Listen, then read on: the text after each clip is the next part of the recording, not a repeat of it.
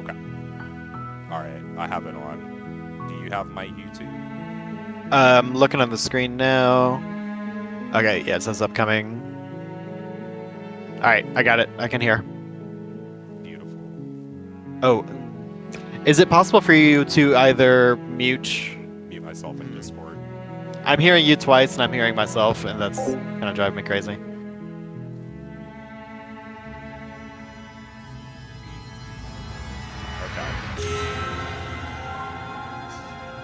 Okay. Okay, can you hear me? I can hear you just fine. How does it sound on your Can you? end? Can I actually talk to you through Discord instead of YouTube for a sec?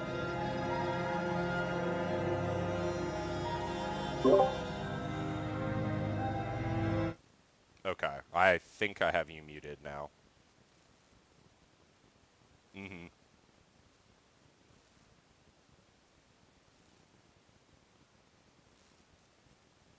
You're not going to be able to hear the game, though. You can't hear the game right now, can you? Well, what I can do is call you on Discord on my phone, and it's just going to be a silent stream, I think. Which is fine. I mean, who cares? This is for you and me. I don't give a fuck. Like, I don't give a shit. Okay, alright. 1 second, let me try that. Thanks.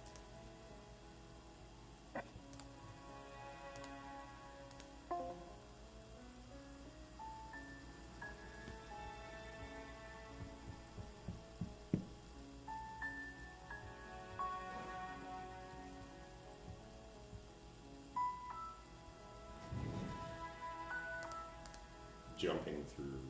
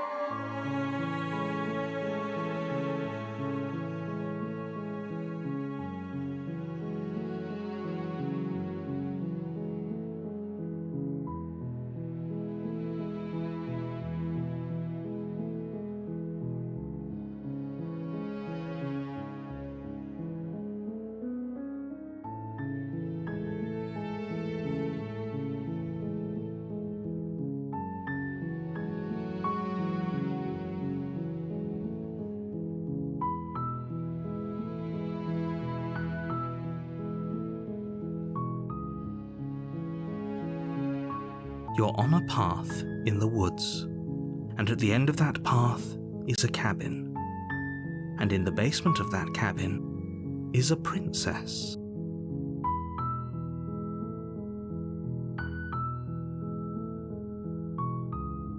You're here to slay her. If you don't, it will be the end of the world.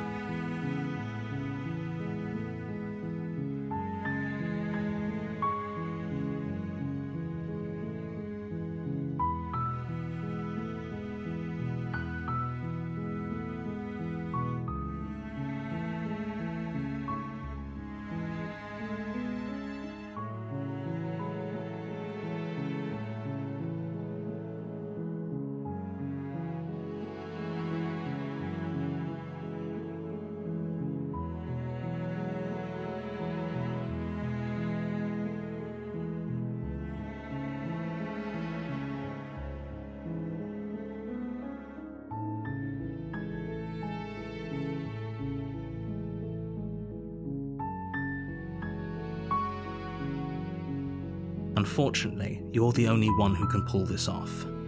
I don't make the rules. I wish I did, but I don't.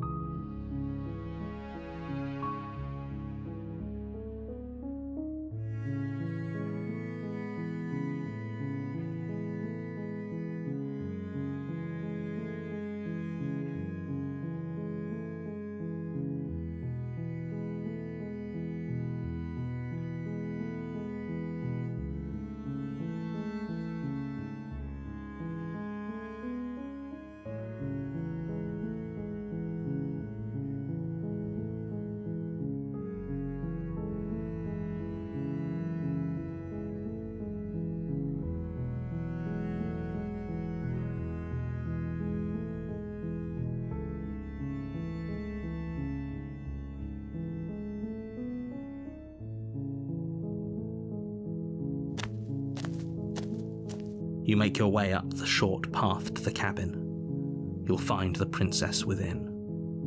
We're not going to go through with this, right? She's a princess. We're supposed to save princesses, not slay them. Ignore him. He doesn't know what he's talking about.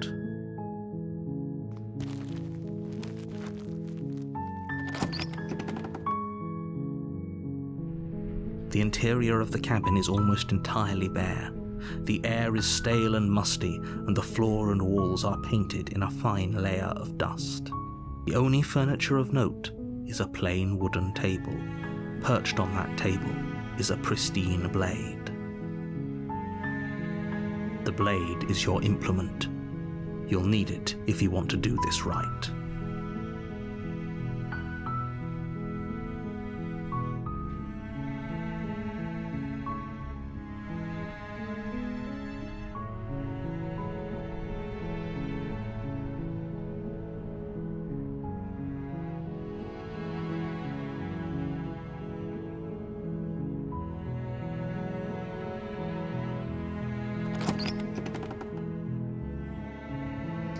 The door to the basement creaks open, revealing a staircase faintly illuminated by an unseen light in the room below.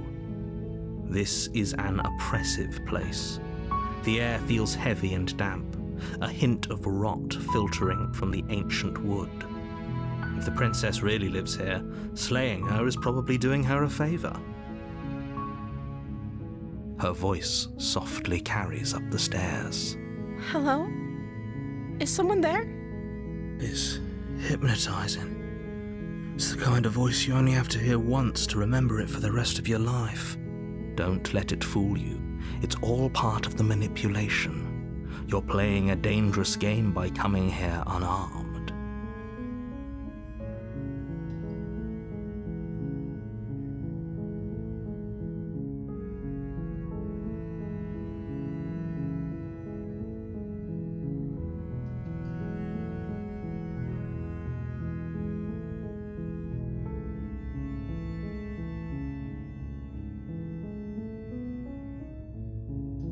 Good. You're still listening to reason. It would be better if you had a weapon, but you may still be able to do what needs to be done.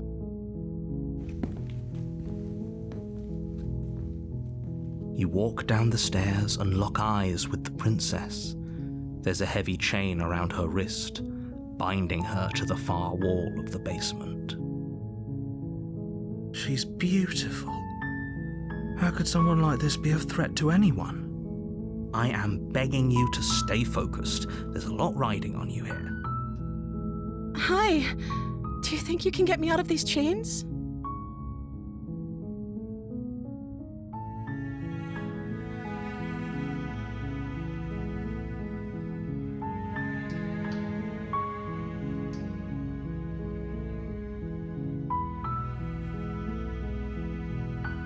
Okay.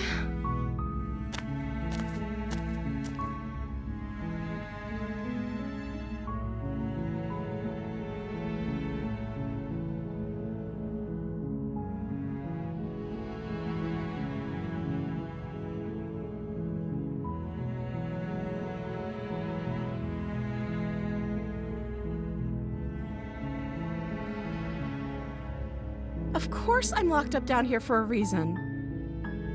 I don't actually know what that reason is, but you don't just stuff a princess in a basement and throw away the key without there being some sort of an explanation, right?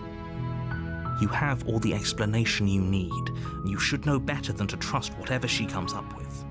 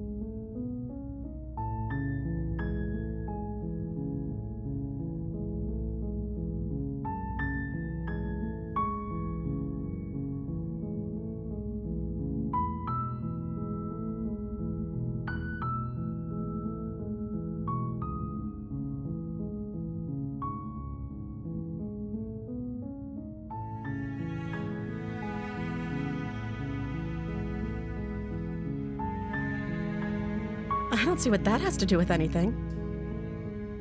This is the only time this is ever going to happen, but I agree with the princess. That's hardly relevant. Okay, but actually, what has she been eating? She has to eat, right?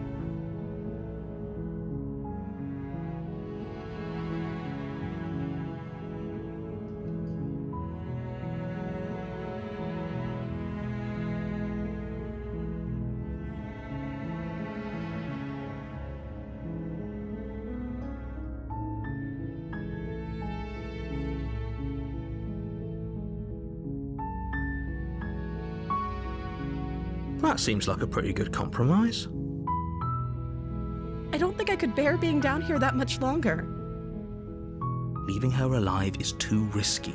If you don't deal with her soon, she will find a way out. So I'm the only one who liked that idea. One way or another, I'm going to find a way out of here. It would make it easier for both of us if you'd help.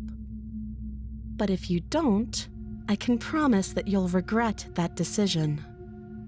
You have to make a choice. Let's hope for all our sakes it's the right one.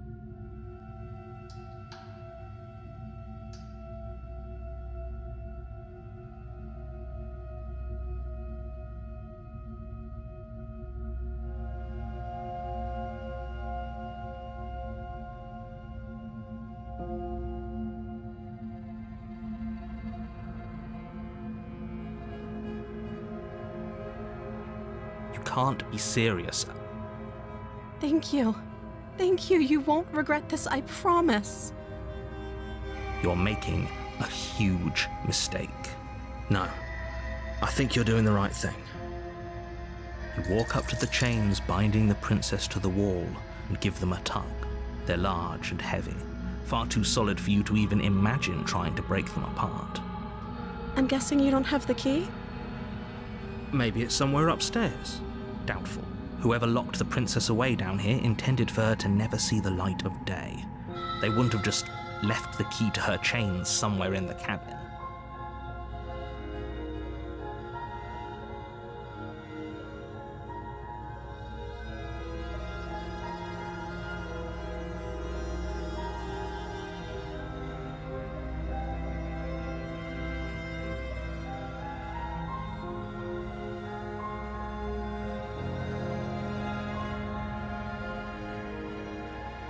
Okay, I'll be here. Good luck. You attempt to make your way out of the basement, but the door at the top of the stairs slams shut. You hear the click of a lock sliding into place. Is someone else here?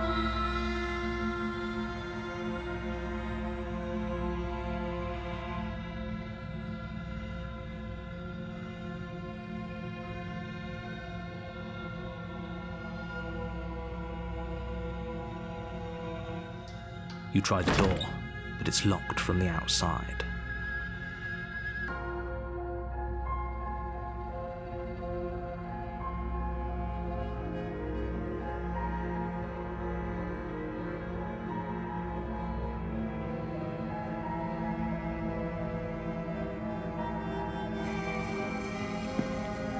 You make your way to the bottom of the stairs.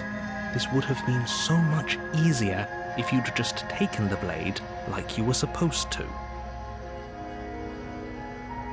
Easier for whom? Easier for everyone. Look at the mess you're in.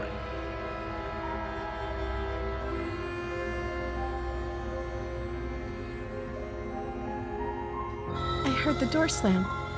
They locked you down here too, didn't they? There's a slight panic rising in the princess's voice. If I could just get out of these chains, I know we could force our way out of here together. She barely hesitates before raising her arm to her mouth, her teeth tearing through her limb with the determination of a trapped wolf.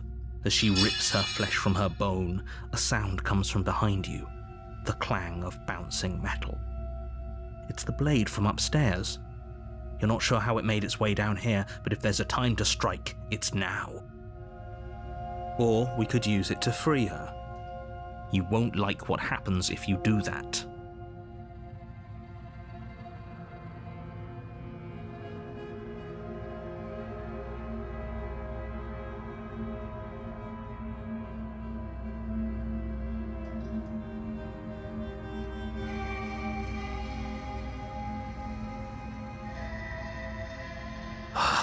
Fine.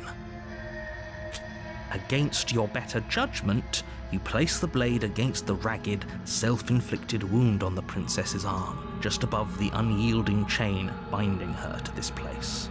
You cut into her flesh. The blade is sharp, and it takes little effort to crack through the bone of her arm. Her limb falls to the ground, and the heavy chains follow suit.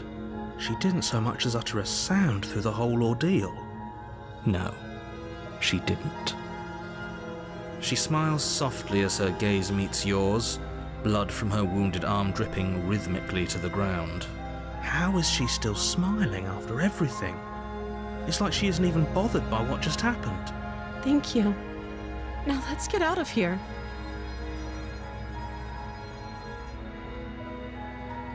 No, we won't have any of that. The stakes are too high. You can't just let her escape into the world. No, I can't just let her escape into the world. As the princess approaches the bottom stair, your body steps forward and raises the blade. Wait, this isn't fair. You can't just do that. Watch me. What are you doing?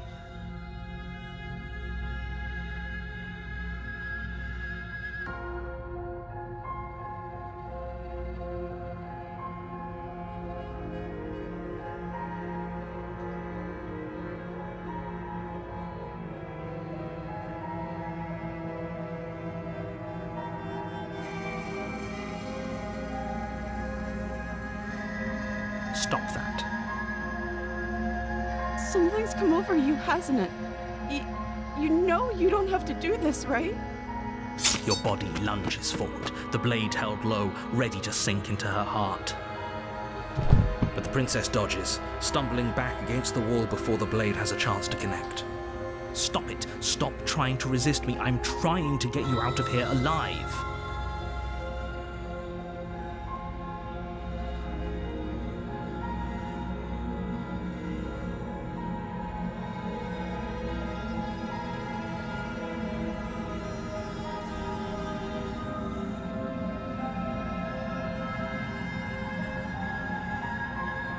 The blade. Move the blade. As your body remains frozen in stubborn resistance, the princess takes a cautious step forward. We both know this isn't you. She nervously reaches towards you and takes the blade from your infuriatingly rigid hands. What are you doing? I'm sorry. I'll try to be quick. She plunges it into your chest, tearing through flesh and sinew. It is agony. But you aren't dead yet. Oh no, I'm so sorry. Stay strong. We can tough it out until it's done. For her sake. For her sake?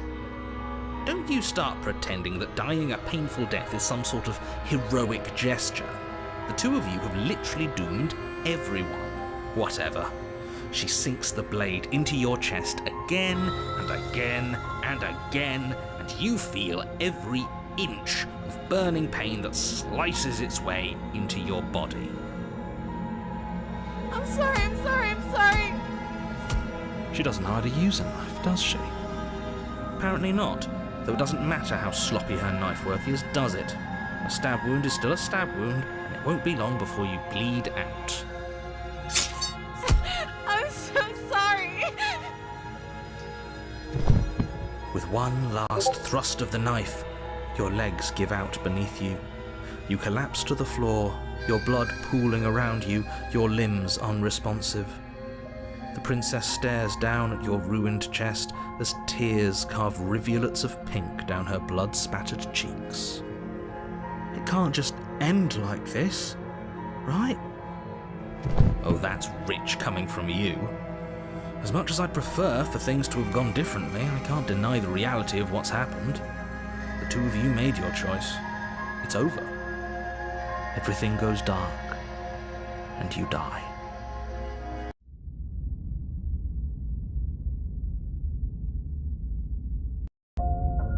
You're on a path in the woods, and at the end of that path is a cabin. And in the basement of that cabin is a princess. You're here to slay her. If you don't, it will be the end of the world.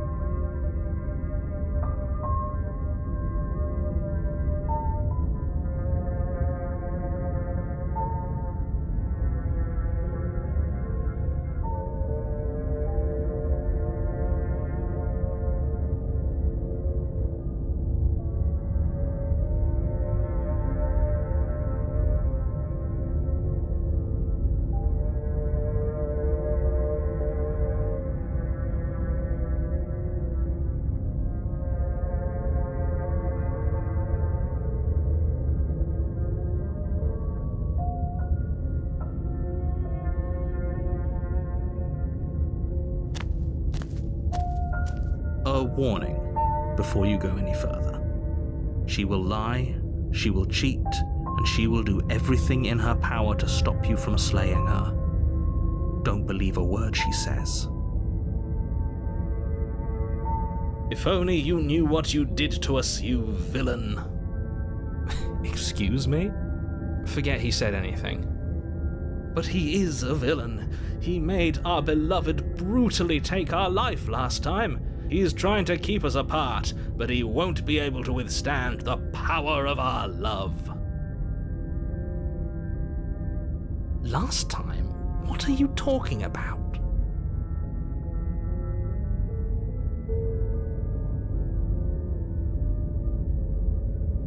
I think he just likes to hear the sound of his own voice. Let's try to ignore him. I do, but I also speak from the heart. My passions are too great to be stifled. They must be expressed.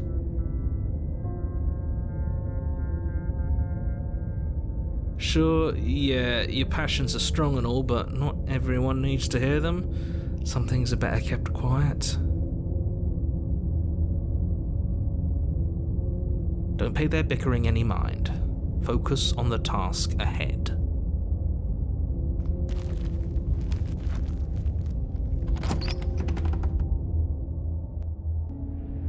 The interior of the cabin is clean and elegant, its stone walls draped in fine-threaded tapestries, a prison befitting a royal prisoner. The only furniture of note is an ornate wooden table with a pristine blade perched on its edge.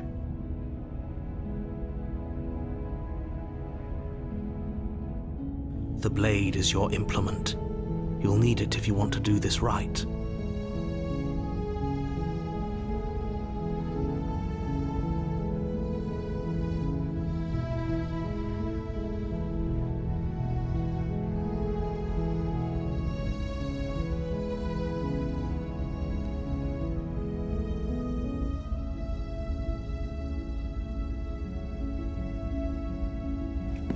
Walk up to the wall next to the basement door. It's a wall. There isn't much to see here. What are you talking about? This isn't a wall. It's a mirror. Or at least it'll be a mirror once we wipe off that layer of grime. You reach forward and rub your hand against the cabin wall. I hope you know how ridiculous you look right now. But there was a mirror a second ago, and now it's gone. Pity. We could have a feather out of place, and now we'll never know. We can't gallantly sweep her off her feet if we have a feather out of place.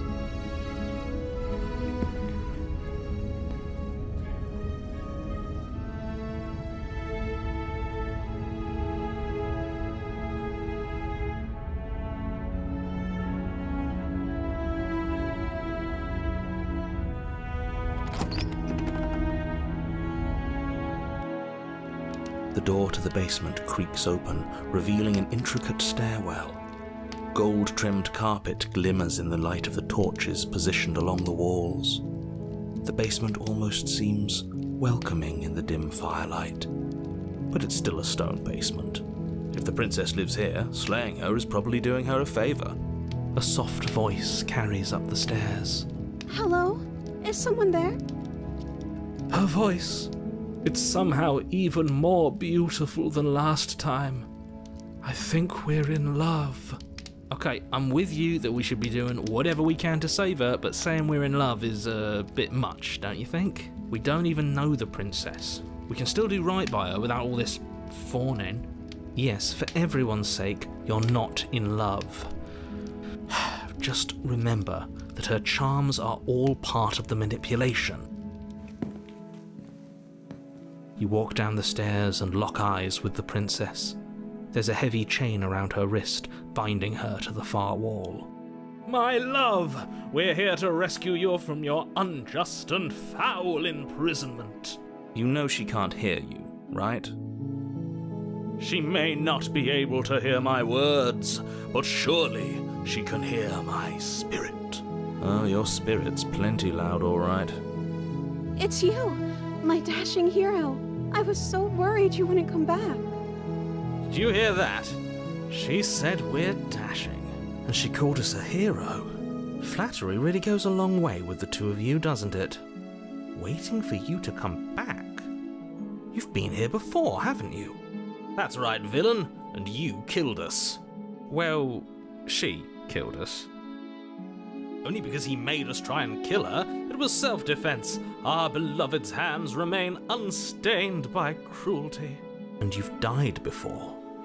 So an entire world has been damned to oblivion. I'd really hoped I'd be the first, but what's done is done. What matters is you have a chance to do it right this time. We damned a whole world, but everything reset. Nothing resets, you're just somewhere else. You can't keep hopping between worlds forever, especially not without leaving a trail of incomprehensible devastation behind you.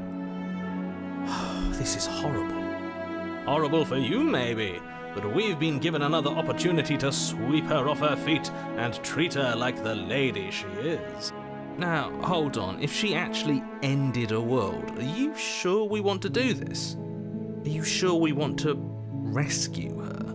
We never saw a world end, and now I'm even more certain that we must chase our heroic and romantic destiny than I've ever been. I shan't let anyone convince us otherwise.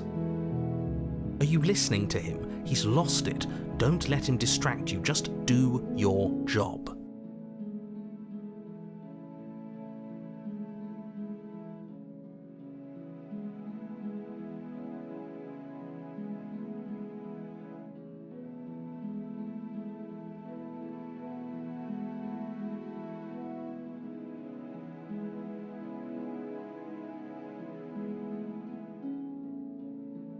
You died, and now we're talking.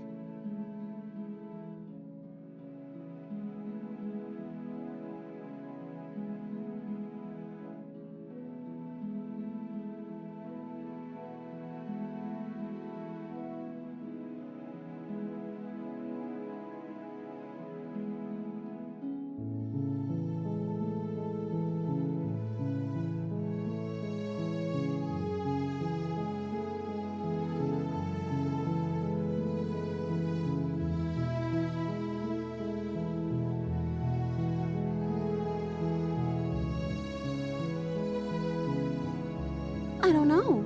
Was I supposed to have ended the world? Would that have made you happy? Isn't that just like our darling princess? She wants to make us happy. My heart melts further with every word that passes through her beautiful lips.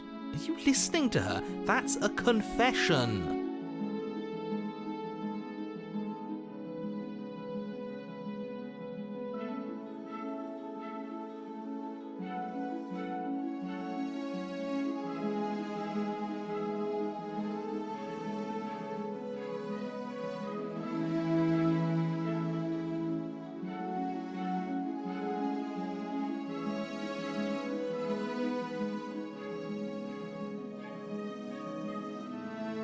At least you're being honest. I can't believe that the fate of the entire world has been left in the hands of a nihilist.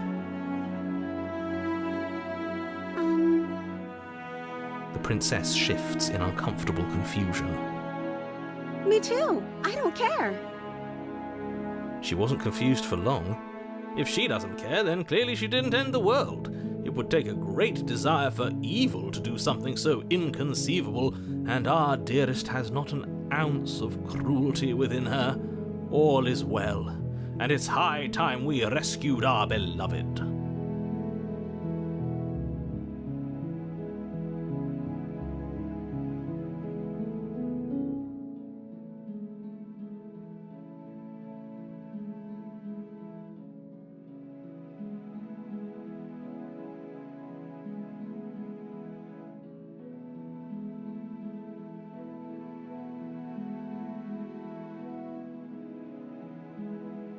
I'm okay with whatever you come up with. You can cut my arm off again. We won't be laying a finger on her perfect wrists, and indeed, we won't even have to. Do you see how dainty her hands are? We'll be able to slip her right out with no harm done. What? No, she's a prisoner here. You can't just slip her hand through the chains. Why are you two arguing over the logistics of slipping her hand out of her shackles? She just said she'd be okay with any idea we came up with. Am I the only one here who thinks that's weird?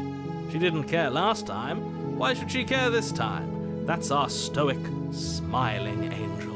No, you're right. It's extremely bizarre behavior and further evidence that she's a monster who's not to be trusted. So go ahead and slay her.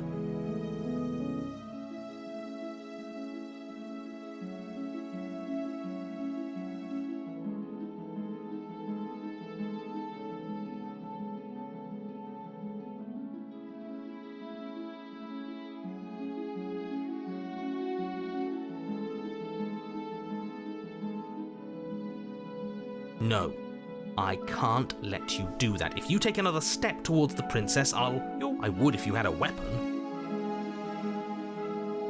Not on my watch, villain. My passions contain titanic depths, and if you try anything that might harm our dearest, I will end our life without a second thought. You wouldn't. I would. I'd listen to him if I were you. He has a lot of strong feelings, and doesn't the world end if we don't stop her? You approach the princess and gingerly slide her hand from her bindings. That shouldn't have worked. I'll be damned. We're doomed. I can't believe it, but I guess I have to. I told you, there's no life more worth living than that of a true believer. I'm free, and you're not trying to kill me this time. Thank you. Thank you so much. The princess jumps up and smothers you in a joyful embrace. Ugh. If only you had a weapon, one slip of the wrist and your pristine blade would be buried in her back and everyone out there would be saved. Luckily for Mr. Romance, we don't have a weapon. Who needs a weapon when we have the power of love on our side? What do we do now?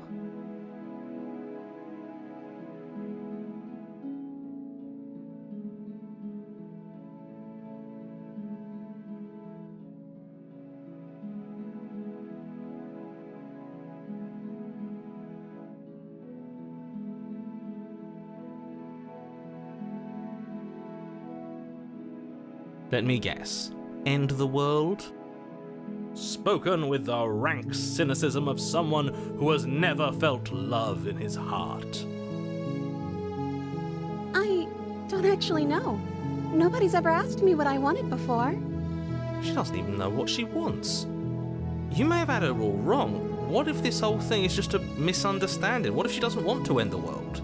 You're so gullible. Is the only thing you've ever doubted the actual truth? I think I want to leave. And I think... The princess closes her eyes in deep reflection. And then she shrugs. I don't know. What do you want to do?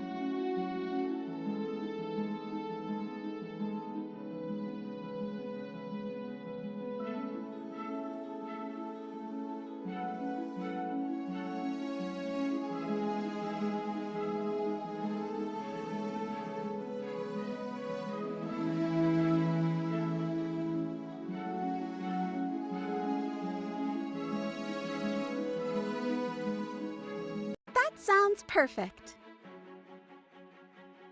The princess takes your hand, the last hopes of the entire world slipping through your fingers as they intertwine with hers. We have each other. We don't need the world for our happy ending. I like to think that you do, actually. Look, I have my doubts, but the choice has been made and this is happening. You don't have to mope about it. I will mope about it, because moping is the only recourse you love-blind fools have left me with. You and the princess walk up the stairs hand in hand. Ugh, look at the way she's smiling at you. She doesn't have to be so happy about this. And what happens after we walk up the stairs? Let's see. Oh, isn't that interesting? The door slams in your face and the lock clicks. That's a familiar move. Did I do that last time? Then you should know that you won't be able to leave. Oh no! Did someone lock us in here? That's not fair! We're supposed to leave now. She's right. It isn't fair. But the unfairnesses of the world are no match for the strength of true love. Enough with this true love nonsense. You just met her. Of course you wouldn't understand. Our passions run deeper than anything you have ever known. Are you listening to this? You don't have to go along with the every whim of that delusional voice. I'm just along for the ride at this point.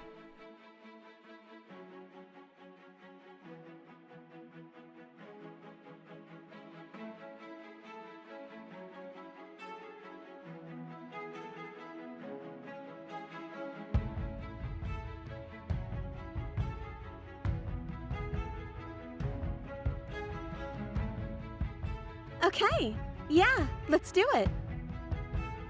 Like a pair of teenagers in love, you and the princess place your hands on the door together. Blech.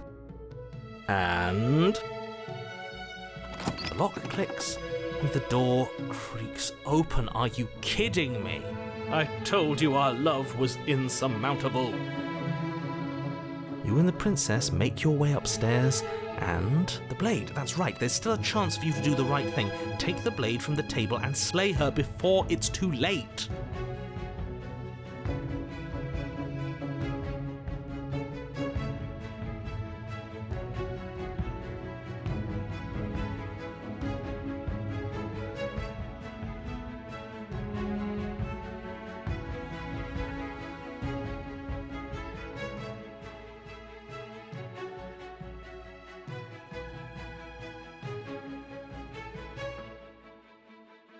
You're enjoying this, aren't you? You're taking every opportunity you can to draw out the end of the world and make me suffer. I hate you. That's the way out. We're going to leave together, just like you wanted. Yes, I suppose you are going to do that, aren't you? You cross the room, opening the door to the cabin.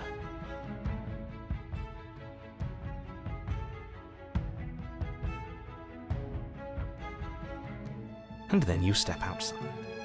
A happy ending at last. We did it. What should we do now? Where did everything go? Where did he go? Oh, is he gone? I hadn't noticed. I was too busy staring deep into our beloved's eyes. I'm cold. Is being happy supposed to be so cold? She's cold. Quick, our feathers. Pluck them all and weave her a coat worthy of a princess.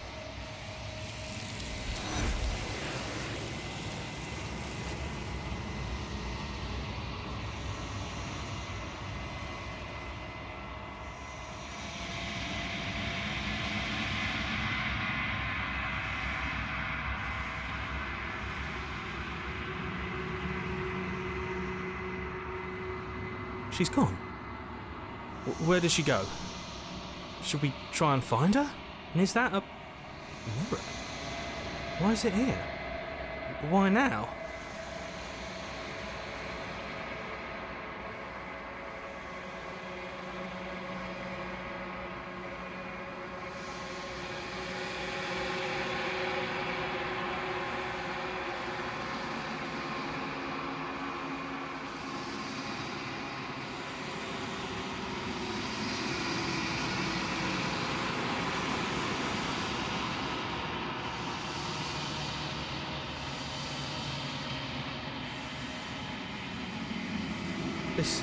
This doesn't feel right. It feels different. Final. Yes, I fear that we won't like what we'll see. What if we just sit here and preen for a while? That can't hurt, right?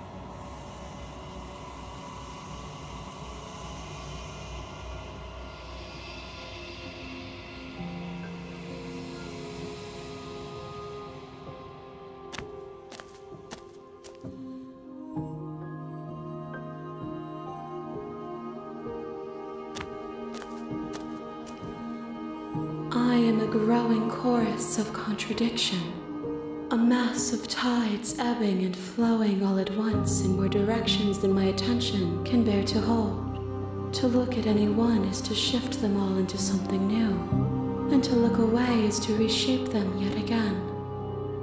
All of me is changing, and yet the rest of me is still the same.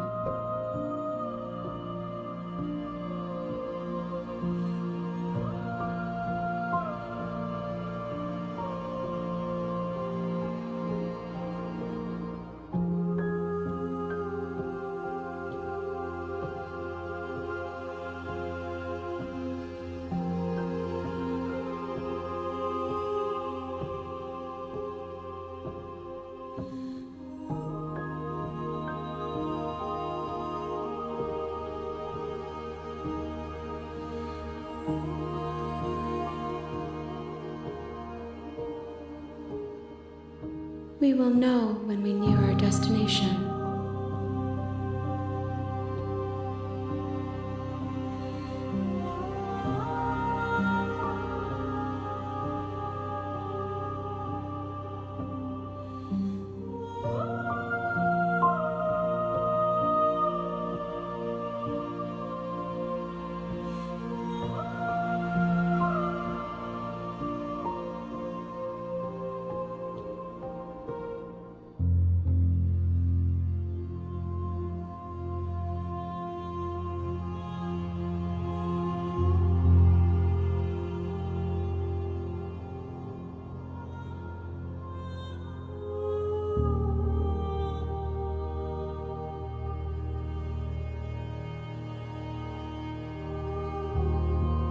It changes me, but it doesn't make me worse, nor does it make me care for you any less.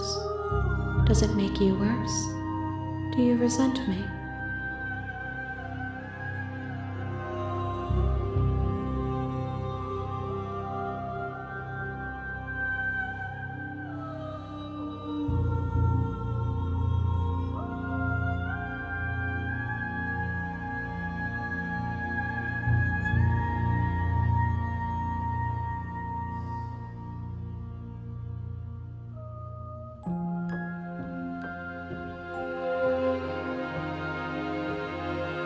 It does seem small from here, and the more we journey, the smaller each of those steps will be.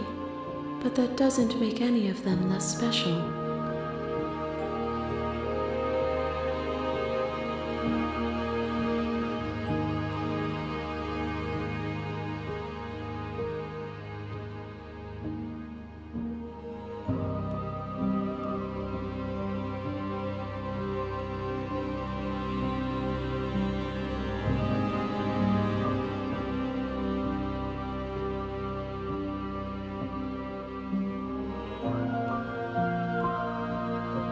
My perspectives are shadowed. You have seen what I have seen, just as I have seen what you have seen.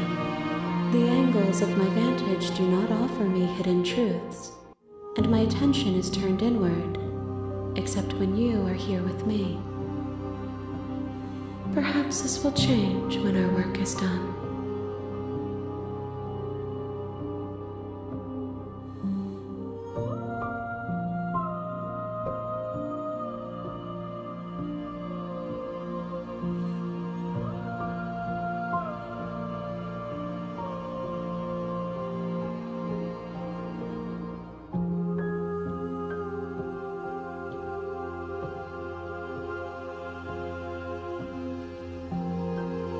Gifts aren't what someone tells you to bring them. My joy is in seeing what you choose. There are no wrong answers, and every perspective illuminates my shadows and tells me new secrets.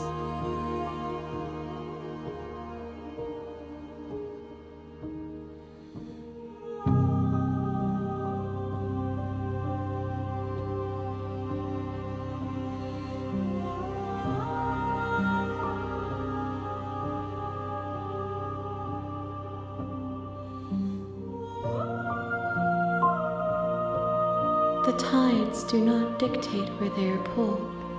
A river does not dictate its outlets.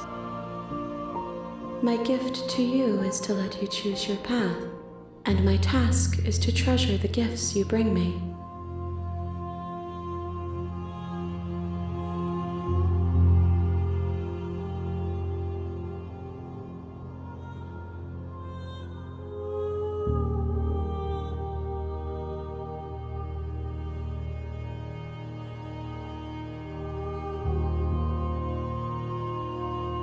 I will be here when it is time for us to meet again.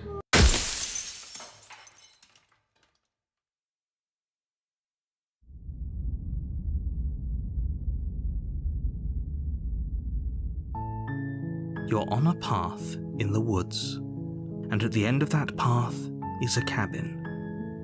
And in the basement of that cabin is a princess.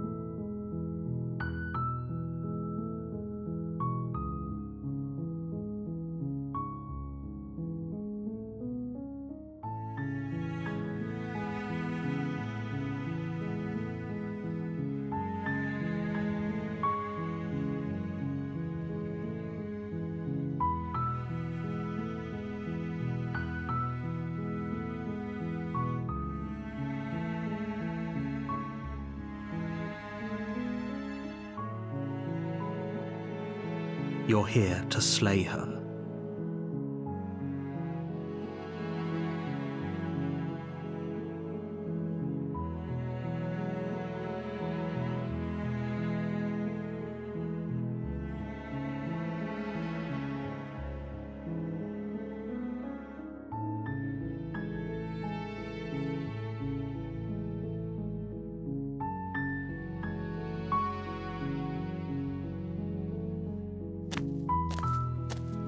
You make your way up the short path to the camp. We're not going to go through with. Ignore him.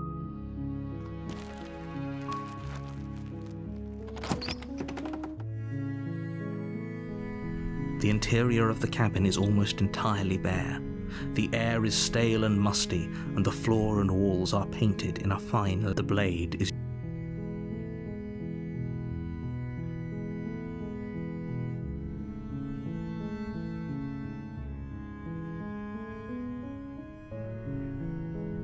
You take the blade from the table. The door. Her voice. Who's there? She sounds dangerous. It's almost as if she's the one in charge down here. Don't let it fool you. It's all part of the manipulation.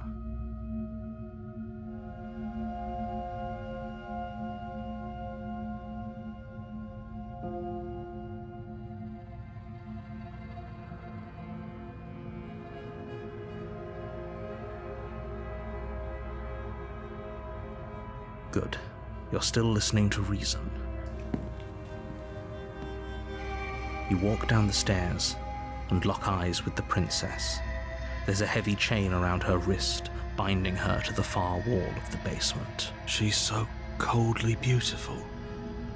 Is she really a threat to the world? Focus on the task at hand. And there you are. Are you here to kill me or something?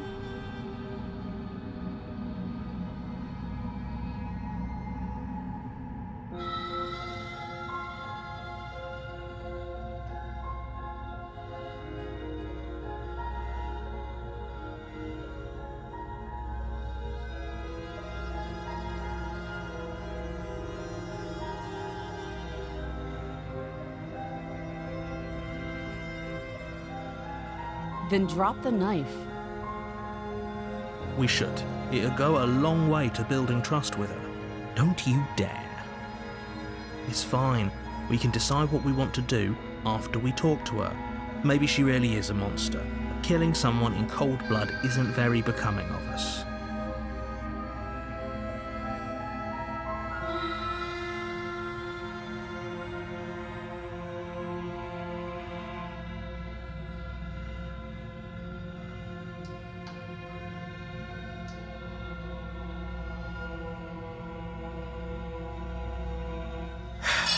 The blade tumbles out of your trembling hands and drops to the floor with an unceremonious clang. Thank you. Maybe now we can just talk. Against your better judgment, you step forward to speak with the princess face to face. Unarmed. We'll be fine. I don't know what you're hoping to accomplish here, but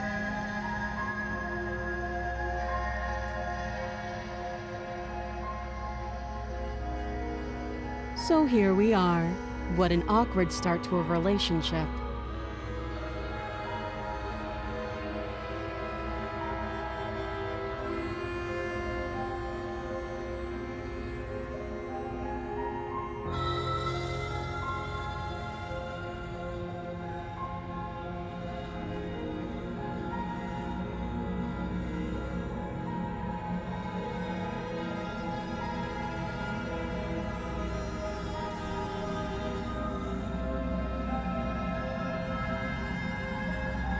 Don't jump to any weird conclusions. We're two people who have met each other. By definition, we have a relationship.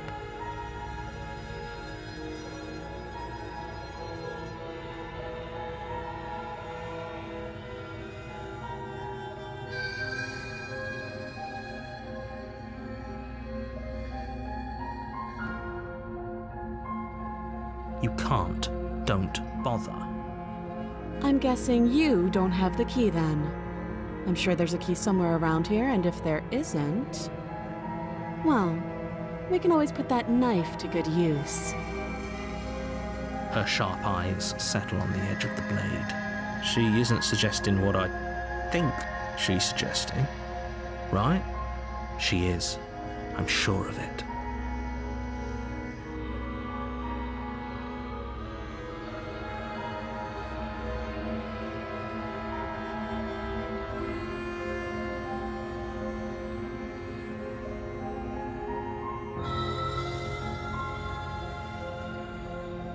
Oh, have you decided what to do with me? You know why you're here.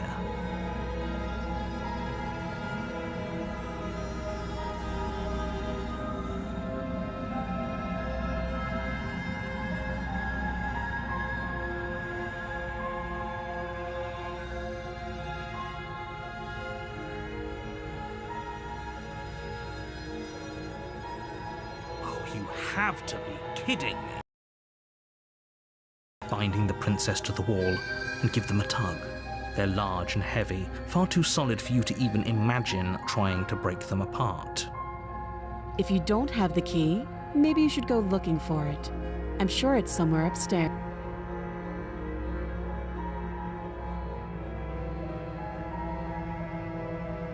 Doubtful. Whoever locked the princess away down here intended for her to never see the light of day. They wouldn't have just left the key to her chains somewhere in the cabin.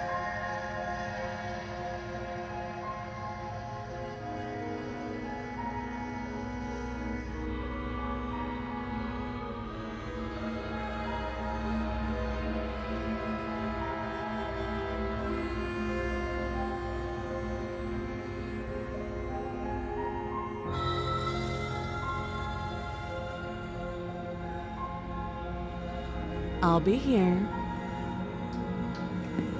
You attempt someone else.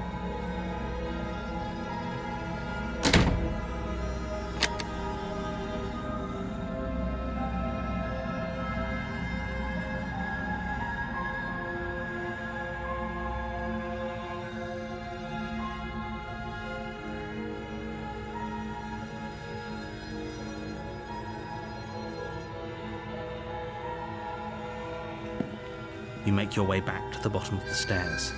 This would have been so much easier if you'd simply slain her like you were supposed to. Easier for whom? Easier for everyone. I heard the door slam. They locked you down here too, didn't they? The knife. Pick it up and cut me out of here. You won't like what happens if you do that.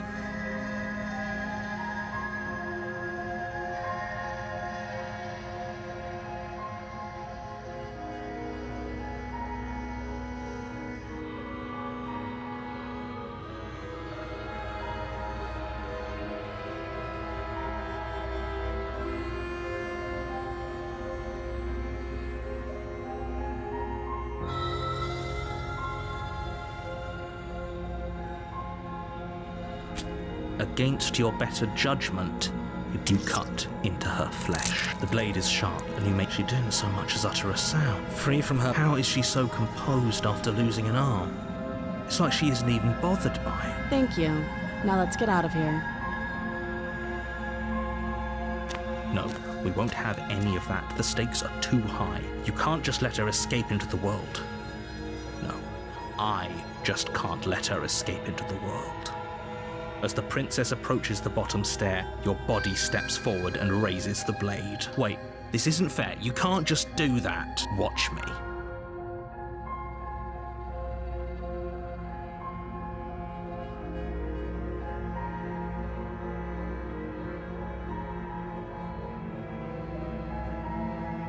Stop that. I thought this was a little too easy.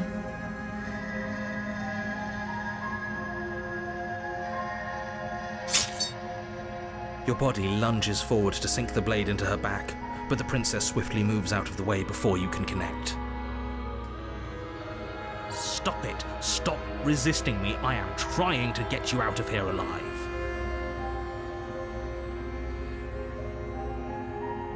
The blade. Move the blade. You're doing your best to help me, aren't you? I can see the conflict in your eyes.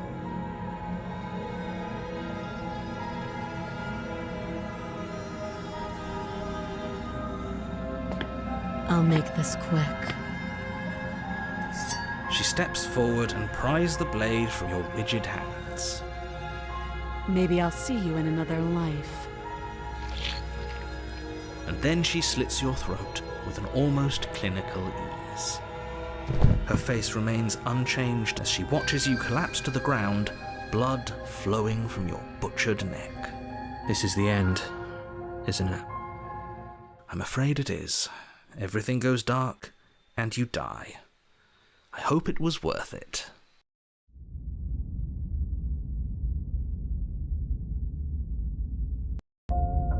You're on a path in the woods. You're here to...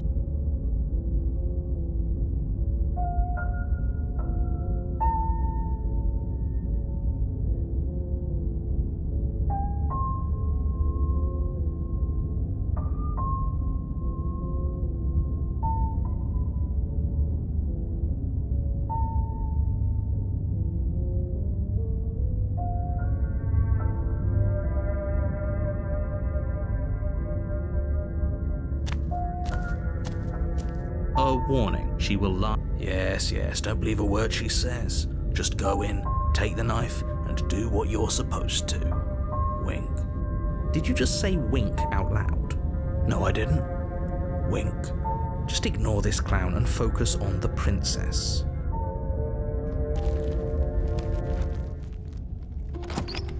The interior of the cabin is less a cozy woodland retreat and more like a dungeon.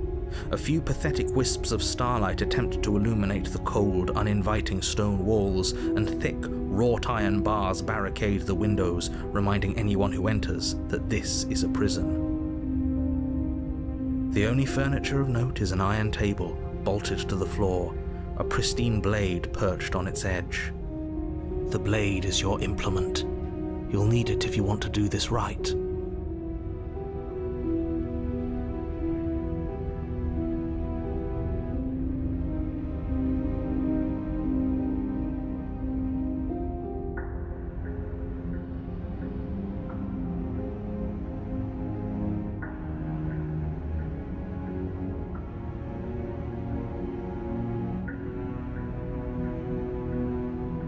I'm afraid I'm going to insist we take the blade. We're in a dangerous situation and I'm not letting us go down there without a weapon. Are you sure? What if she... I don't know... turns it against us? Which I'm bringing up in a purely hypothetical manner. Yes, I'm sure. Turns it against you? She's a prisoner here. She'll only be able to turn it against you if you give it to her. Which you won't be doing because she's an existential threat to the entire world. Okay, I'm trusting you.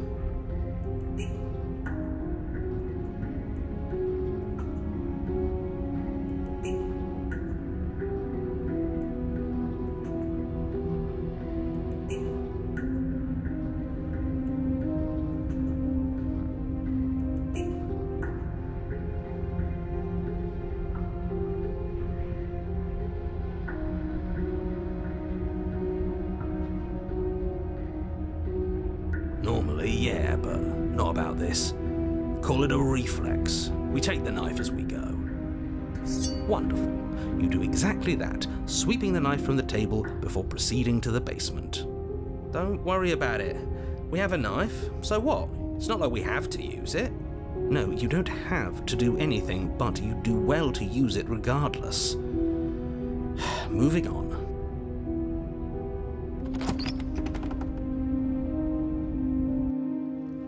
The door to the basement creaks open, revealing an old stone staircase. A few sputtering torches attempt to vaguely illuminate your path, dancing across glimmering patches of slimy moss on the stone steps. If the princess lives here, slaying her would probably be doing her a favor. Her voice, harsh but controlled, carries up the stairs. Is that a visitor I hear?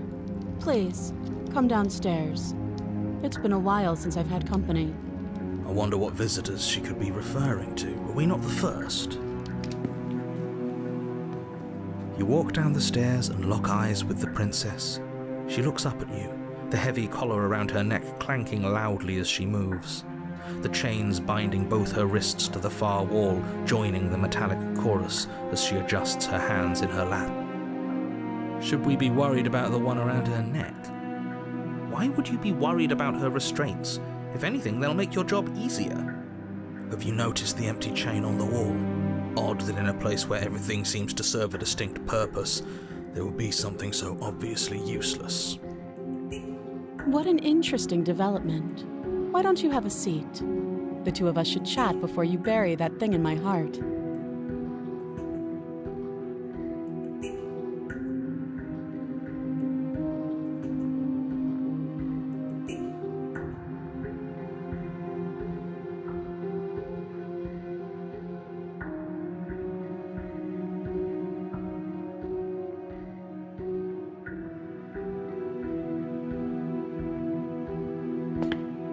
You step towards the princess, but she stops you before you get too close, holding up one shackled hand.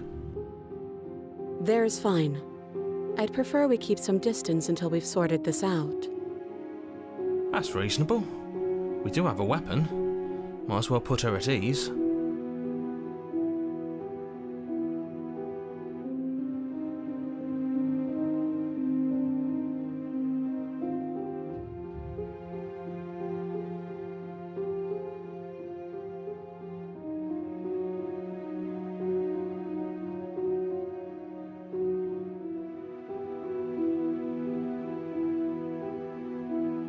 You do as she asks and sit on the floor, still a good distance away from her. Thank you. Now, what are your intentions for me?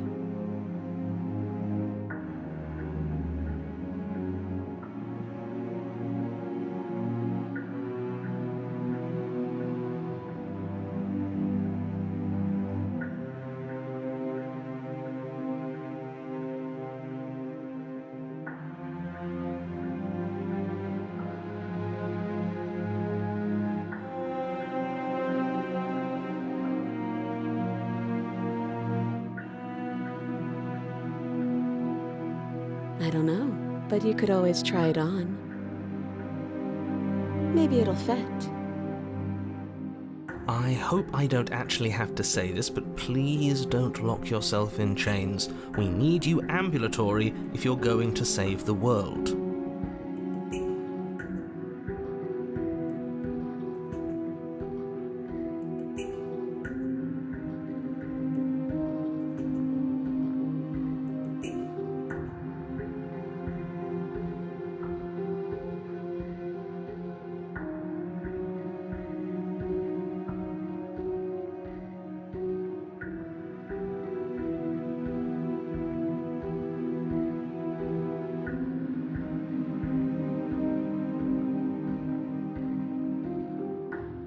Oh, are we acknowledging that? I thought we weren't going to give away the game. But yeah, I remember. So you've already been here. As much as I would like to remain in denial, it's no use. This has complicated things. It's complicated things how, exactly? Ideally, this was supposed to be one and done. You go to the cabin, you heroically slay the princess, and in the process you save the entire world from being damned to oblivion. The situation right now, where you're getting a second shot at things, is a contingency. A contingency for what? For you failing, obviously. And you being here means that things are going to be a lot harder than they were. I really shouldn't say anything else, I'm just going to make it worse. Just good luck. If you knew this could happen, why didn't you tell us? All of this is incredibly valuable information. It would have changed our actions considerably. I needed you to be in the dark for as long as I could keep you there. It's important. Necessary, even. And maybe I wanted to be the first version of me that you met. I didn't want to be confronted by the alternative. That's pathetic. I never said I wasn't. I get it. It would be pretty upsetting, wouldn't it? To know that you might not be the first version of yourself. At least we can remember what happened before. Seems like we should count ourselves lucky for that. Exactly, he gets it. You're lucky, so don't waste that luck by messing it up again. All right? Moving on. Why is it important for us to be ignorant? How is it ever helpful to be in the dark? The more I say, the more your mind will swim into dangerous waters. Even saying that is too much. Your success hinges on you having imperfect information. For the sake of the entire world, you need to accept that. I won't. Fine, but you won't get another word from me on the matter. Yeah, sure. We'll see about that. Just give it a rest, this isn't helping. Focus. This is a serious situation. You shouldn't be daydreaming.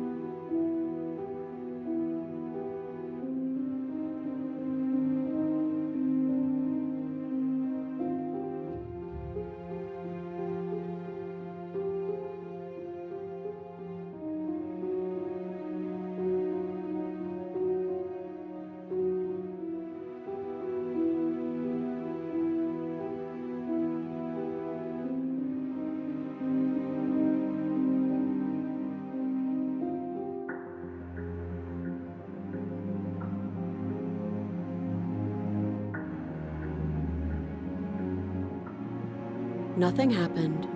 You died. I went upstairs. I couldn't leave. I found myself in a new place in chains again. More of them. And now you're back. Is that really all she knows?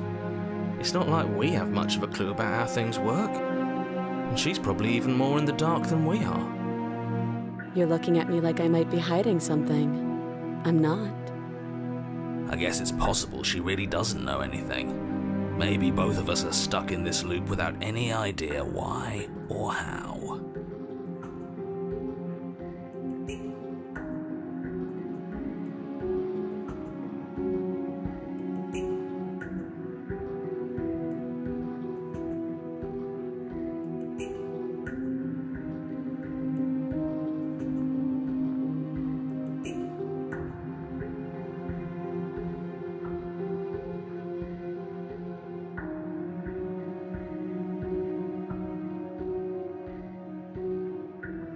I wouldn't do that if I were you. And why is that? Do I even need to explain myself? It's a shackle and it's one without a key. Do you want to be stuck here like she is? And what? Is it going to lock the second we put our wrist into it? I don't know. Maybe it will. He doesn't want us to look at it. That's all the reason we need to investigate. But what if he's telling the truth? He isn't. I am.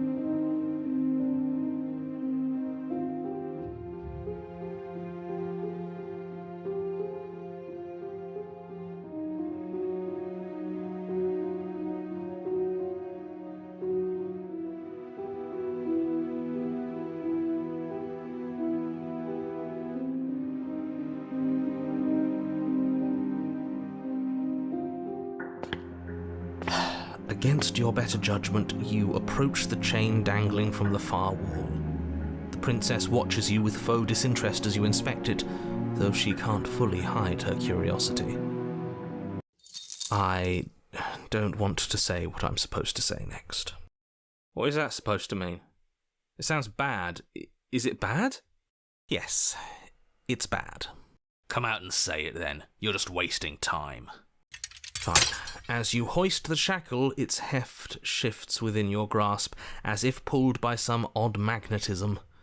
Before you can so much as blink, it practically leaps from your hands, snapping around your neck. Excuse me? Yes? Are we stuck here now? Yes. Huh, so it does fit. And I guess it doesn't like your knife. We're stuck here together, aren't we? That's funny. What are we supposed to do now? Can't even cut ourselves out. Guess we'll starve.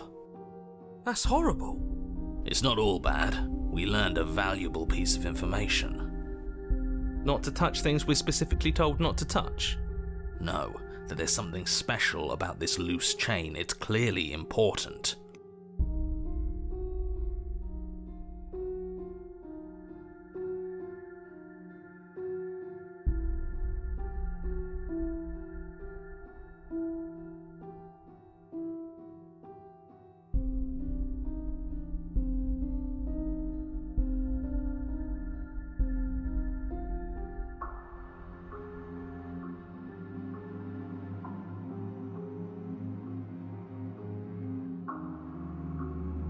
No.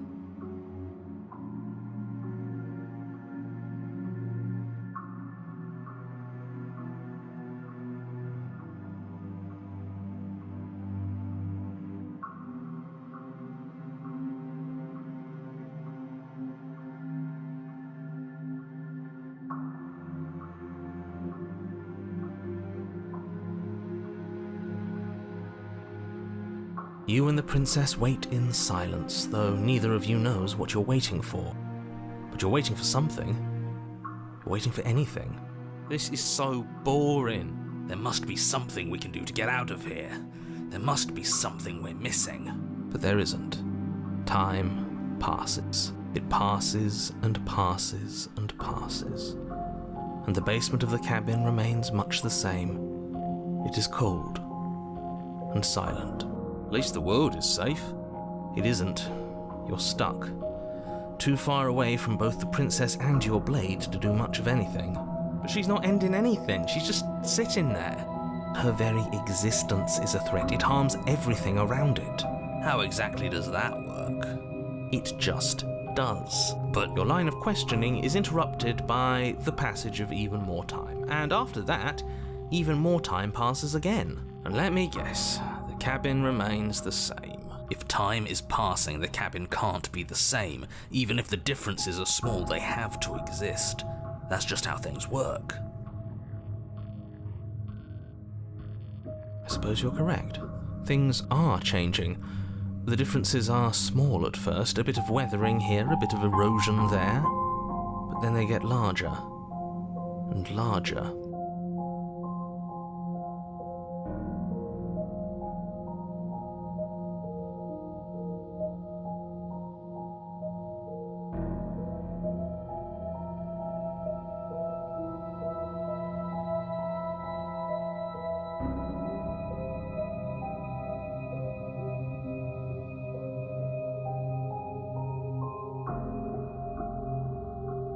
I don't like small talk. That's rude.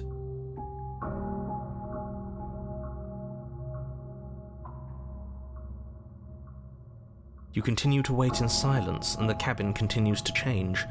The decay comes faster now. You can see earth through holes in the stonework, can watch lichen spread along the seams of the walls. That doesn't make sense. Has our entire concept of time changed? What happened to starving? We should have died by now if the rocks around us are starting to erode. She hasn't starved. I guess she hasn't.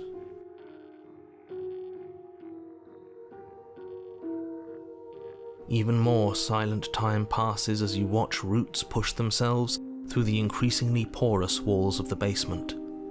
Dirt seeps inside, flowing across the stone floor like a liquid, covering the ground and threatening to swallow you both. Time continues to pass, and pass, and pass, until suddenly there are no walls. And then... And? I think he's gone. Would you look at that? We made it out of the cabin, and nothing bad had to happen to either of us. So this is the outside world. It's cold.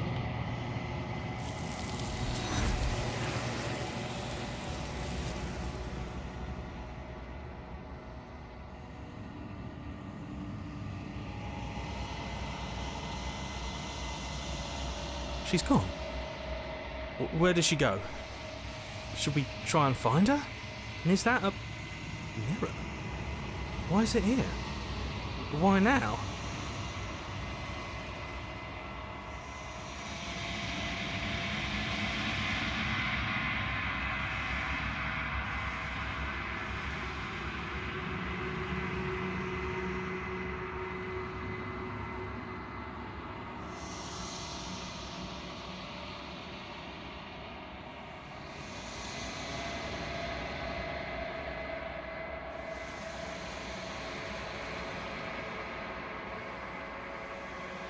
This doesn't feel right. It feels different.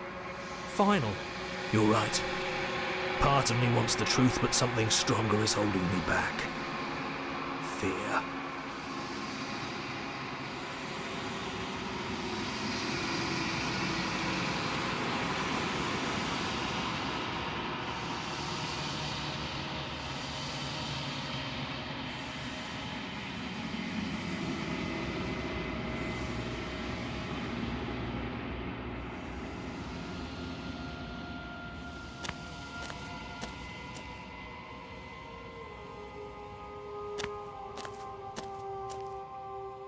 There's a world beyond the endless walls of the long quiet.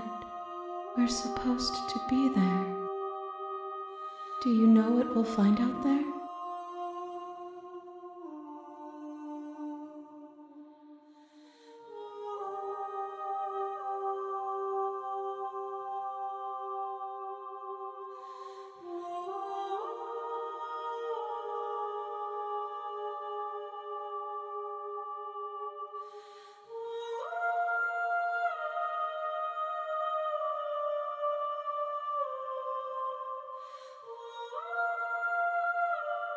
One, whatever you bring me next will be enough, and then gravity will pull the others.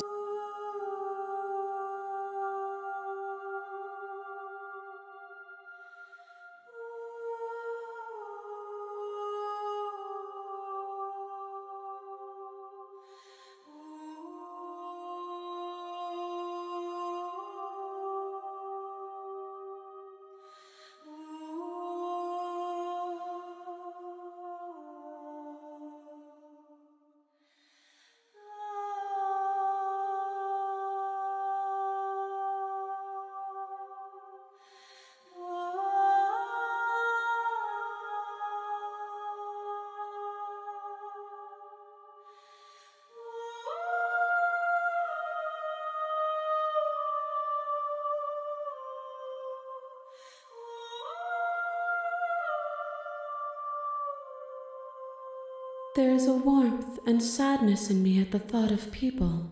Fresh tears on a winter's day. They are not like us. They do not last.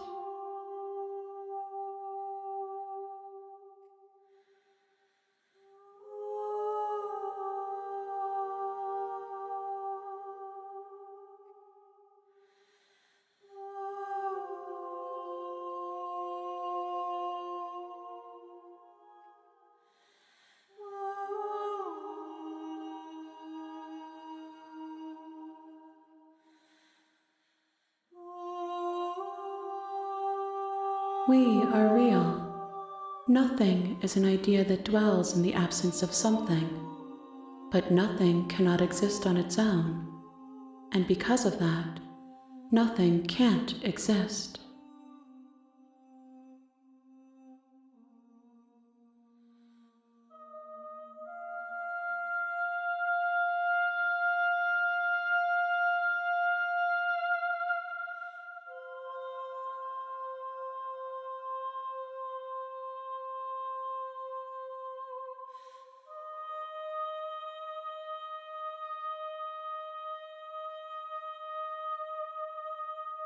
If I did, I would already be awake.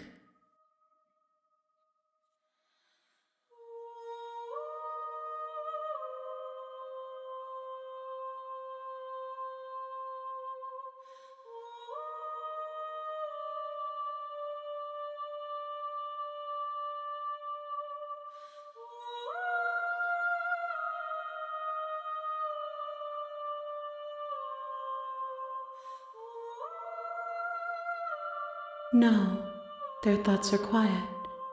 Do you think your narrator lives in the spaces beyond?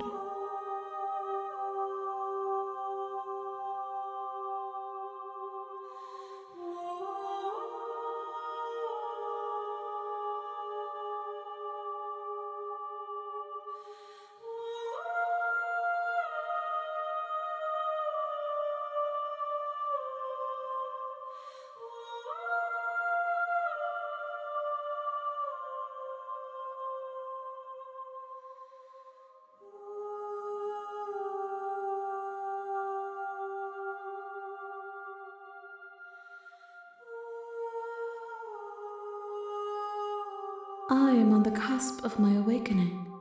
Perhaps you are on the cusp of yours.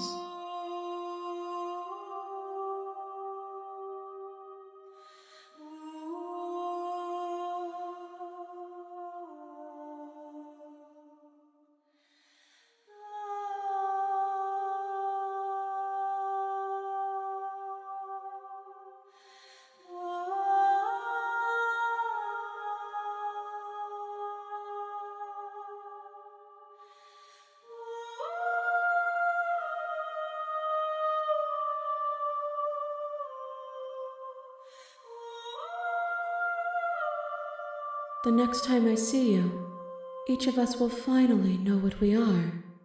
I will be here, waiting for you.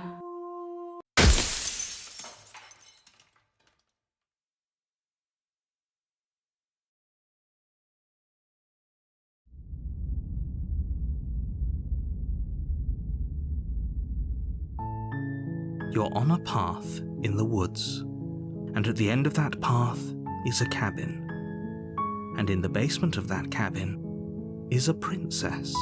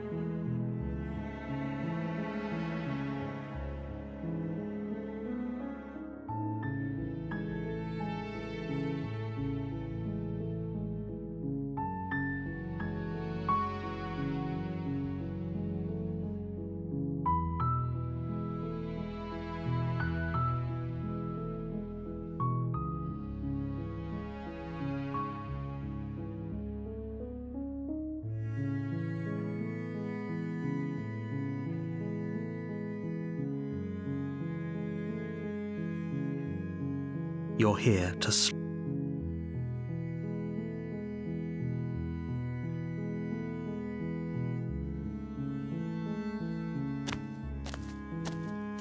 You make your way. We're not gonna go. Ignore him.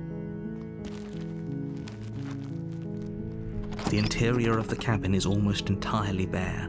The air is stale and musty. The blade is your implement.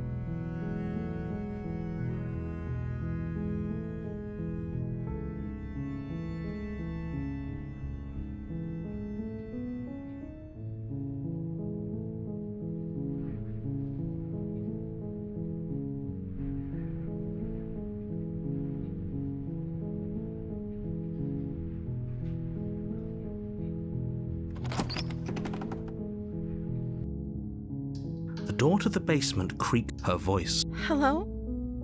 is hypnotized. Don't let it.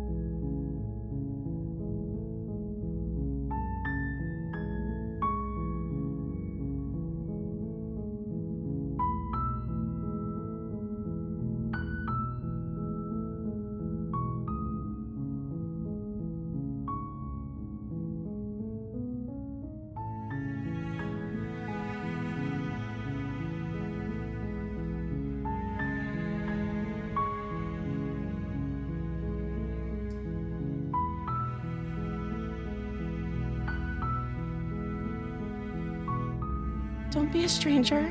It's been so long since I've had any visitors. Please, come downstairs. You walk down the stairs and lock eyes with the princess. There's a heavy chain around her wrist, binding her to the far wall of the basement. She's beautiful. How could someone like this be a threat to anyone? I am begging you to stay focused. There's a lot riding on you here. Hi. Do you think you can get me out of these chains?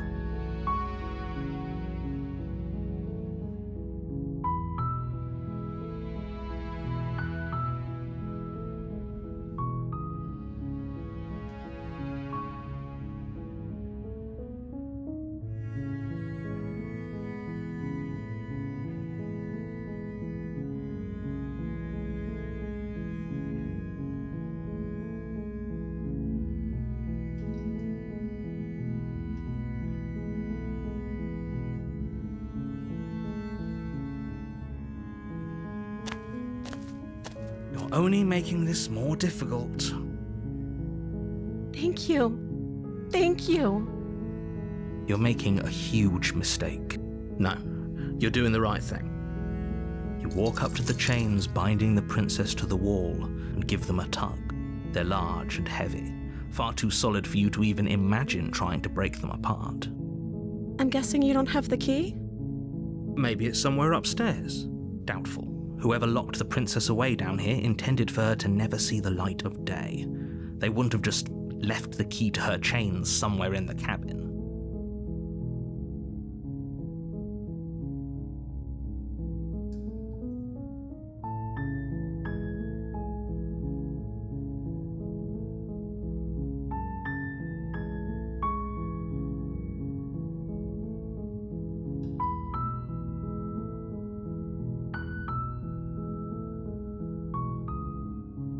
Okay.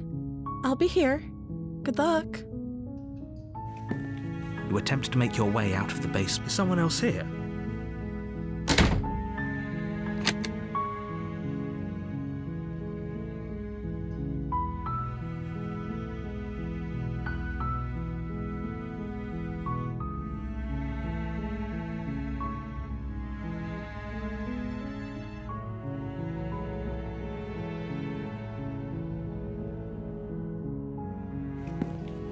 You make it easier for everyone. Look at them. I heard the door slam. They locked you down here too, didn't they? There's a slight panic. If I could just get out of these chains, I know we could force our way out of here together. She barely hesitates before raising her arm to her mouth, her teeth tearing through her as she rips her flesh from her bone. A sound comes from behind you. It's the blade from upstairs. You're not sure we could use it to... You won't like what happens if you...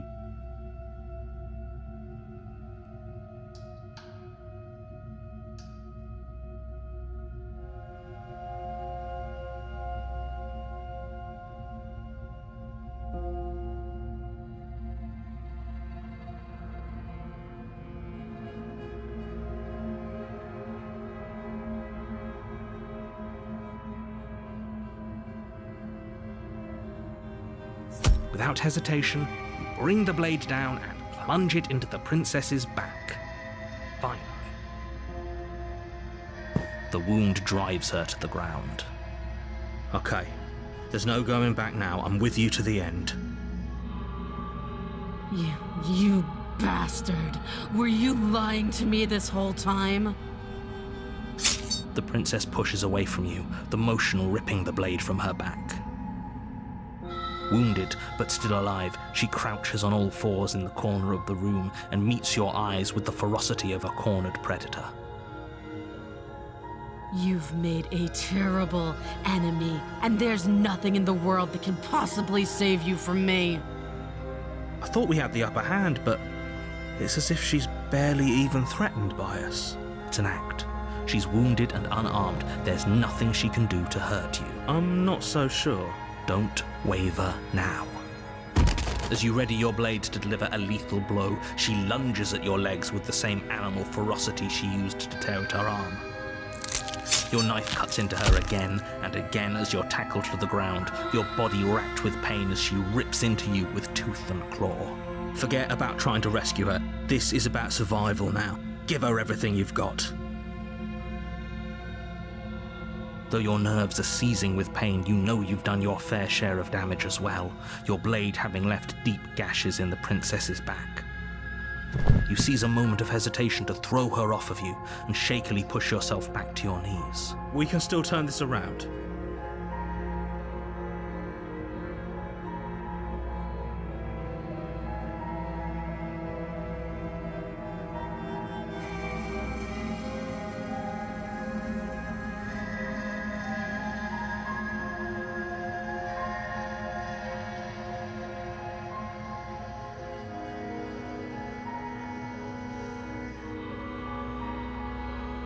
You steel your resolve and take another step closer to the princess. You probably won't make it out of here alive, but you can still make sure that she won't make it out of here either. Excuse me? What's this about not making it out of here alive? Do you think this is what I wanted to happen? I have a duty to state the facts of the situation, and honestly, it's a miracle anyone in this room is still standing right now. Don't act so surprised. Can you not feel all those gashes and holes pulling you apart? If the princess doesn't do you in here, blood loss is certain to finish the job. You take another step forward, and the princess lunges towards you. The two of you enter one last exchange, a flurry of blade and claw and fleshy ribbons. And then you stop. Neither you nor princess able to go any further. You collapse on the ground, and the princess collapses beside you. Blood pools around you both, and you watch each other fade away.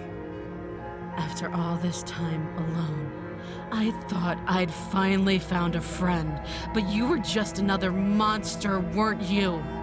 Silence as the room starts to get fuzzy around you. You've paid a terrible price, but you've saved us all. It's over. If you think this is it, you're sorely mistaken. One way or another, I'll make sure you pay for this. But you don't have time to worry over such things. Everything goes dark, and you die.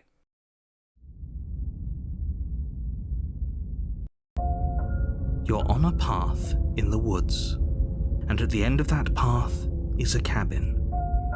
And in the basement of that cabin is a princess.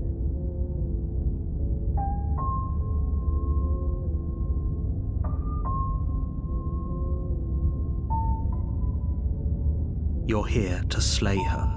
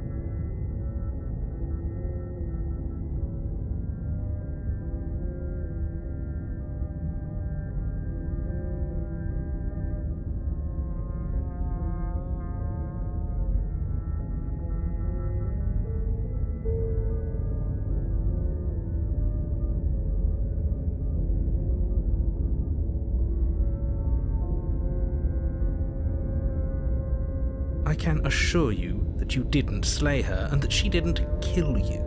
People don't just spring back to life after dying, and the two of us are meeting for the very first time.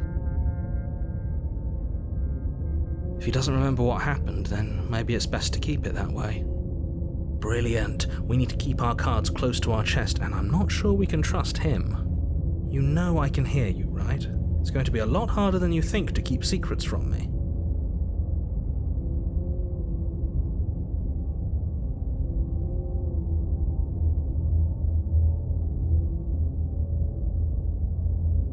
Did I say I'm not sure we can trust him? Slip of the tongue, bit of the old brain fog. I meant to say that we should probably head over to the cabin and slay that princess. We already know we can't trust her, so let's get on with the show.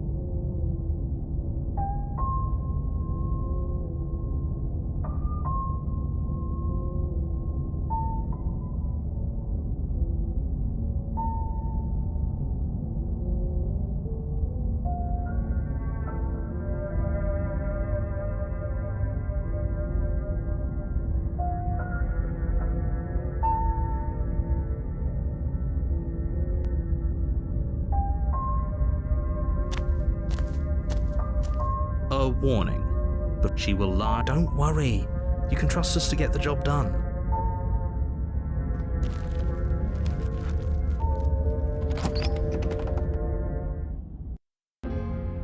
The interior of the cabin is a mess of twisted roots. The walls a chaotic weave of knotted wood that, almost as if by accident, just happened to resemble a room. The floor is damp and earthy, and the only furniture of note is a slab of mud in the shape of a shelf, with a pristine blade perched on its edge.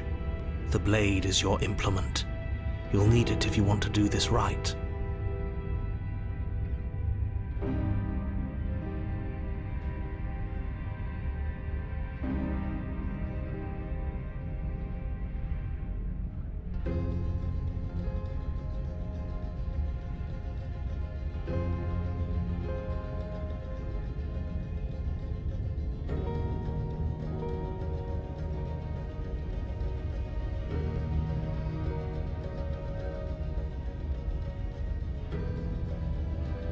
No blade.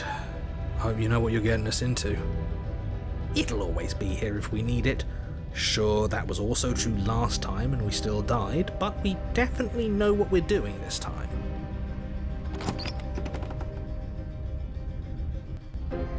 The door to the basement creaks open, revealing a staircase dug into the muddy earth below. The ceiling is thick with roots that hang like locks of tangled hair. The weak starlight from the cabin windows behind you can barely penetrate the gloom here, only illuminating the edges of an opening below. It shines in the darkness like some kind of massive maw, waiting to swallow you up into the earth. The air smells of dirt and copper. It's thick and wet, as if your lungs are being coated in mud with each intake of breath. If the princess lives here, slaying her would probably be doing her a favor. Her voice skitters up from below. Something nasty finds itself on my stairs. Come on down. Don't be scared. I probably won't bite.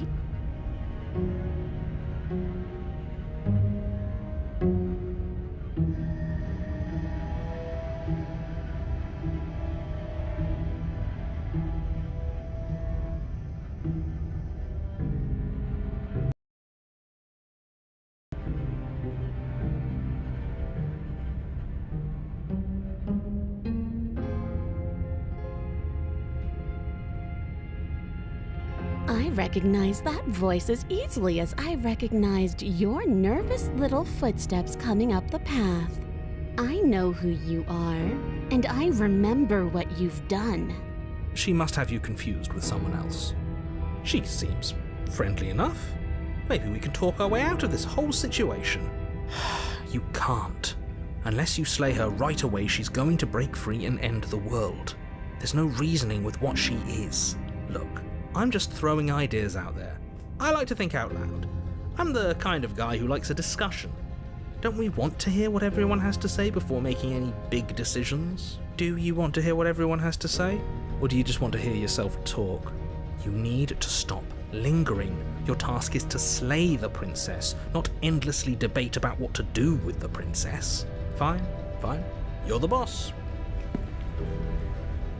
Thank you. You descend the basement steps, entering the dark room below. You can just make out the shape of the princess in the gloom. She's huddled against the far wall, her eyes bright and glaring from amid the thick roots. And there you are, once again seeming to offer a helping hand while likely hiding the other behind your back. Fine, I'll play along for now. What do you want? You made a comment back in the woods about having been here before. Now she's acting like the two of you already know each other. Oh, no.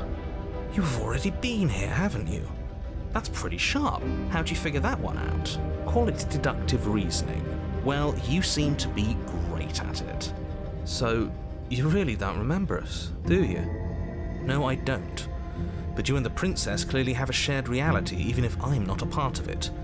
I won't waste time fighting you on something that's clearly true. I'm just glad we could put all this behind us. Is it all behind us? Just focus on the task at hand. I don't care if you've been here before, and I don't care if you think you'll go somewhere else after this. My world is on the line right now, so I'd appreciate it if you would take this seriously and slay her. Let's chat her up a bit first. Maybe we can find a middle ground where everyone's happy. Don't talk to her. You're just going to make things more difficult than they have to be. Well, I seem to remember you having a tongue.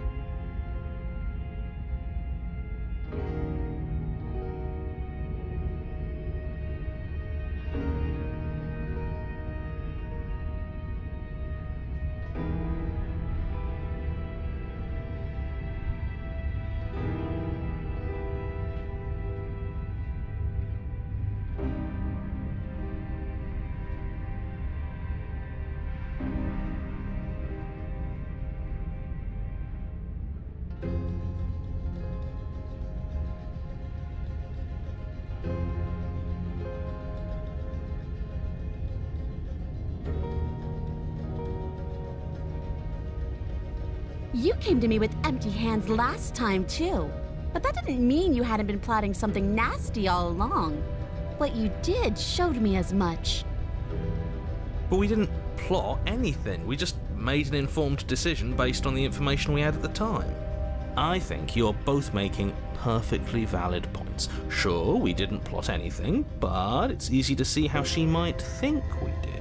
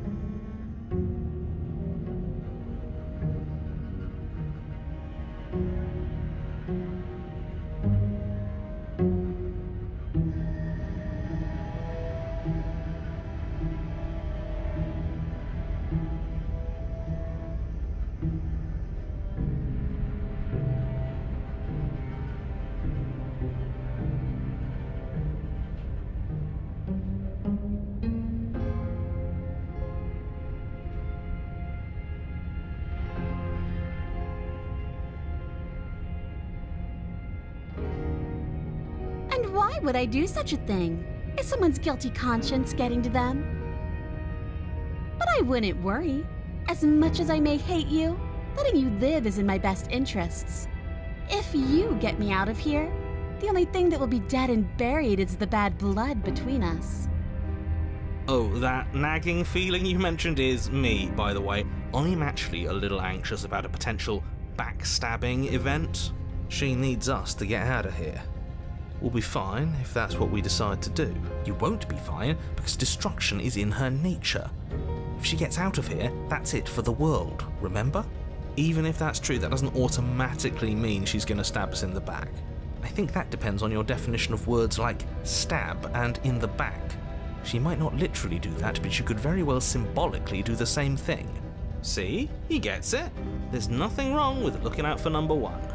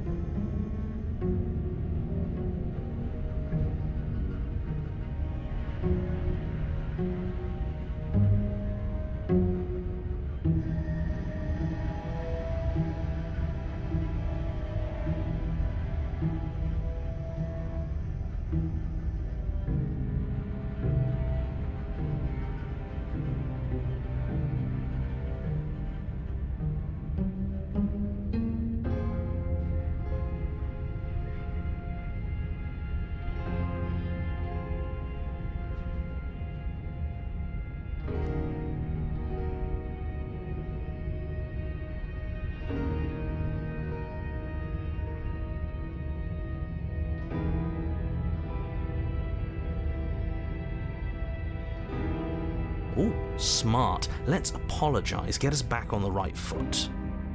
Oh, you're sorry. Isn't that nice? You're such a gracious little monster. If you're sorry, then let me out of here. Prove it.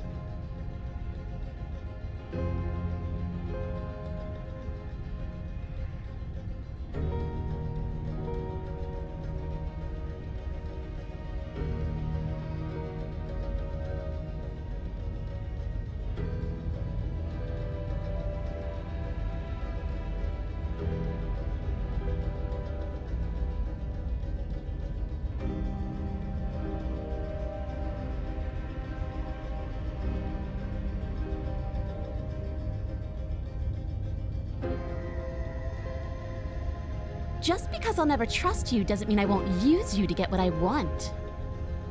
The cabin lets prying little beasts like you come as you please, but it insists I stay where I am. If I'm to leave, I'm to leave with you, and you alone.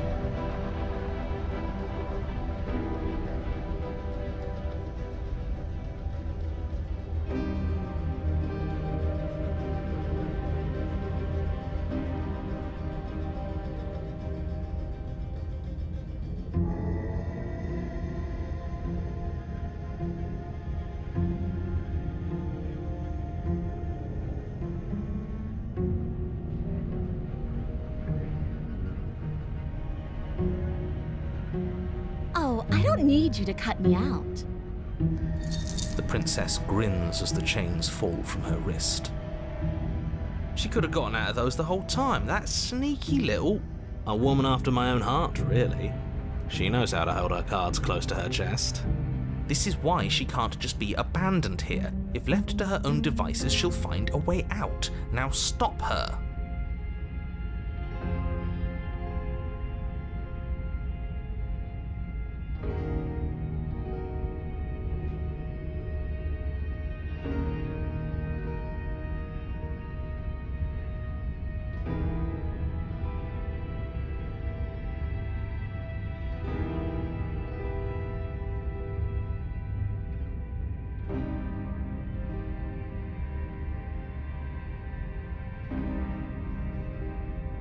Yes, let's. She creeps forward, taking one cautious step at a time until you and she are face to face. She never breaks eye contact, even as the two of you find yourselves face to face. She's silent for a long moment, as if testing to see what you'll do now that she's within arm's reach. After you, darling. You're the one it lets come and go.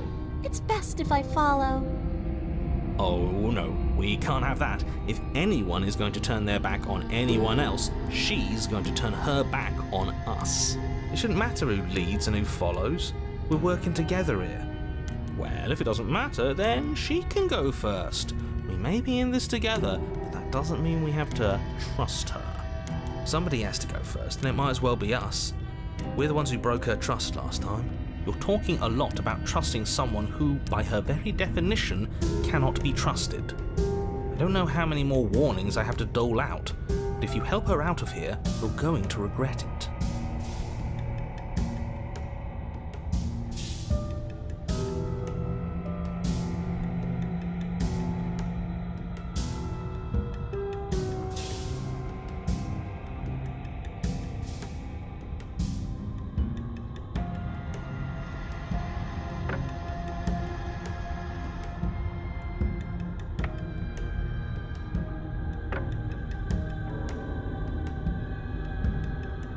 That's right, you're the one who's going first. Don't worry, I'll be right behind you watching every single thing you do.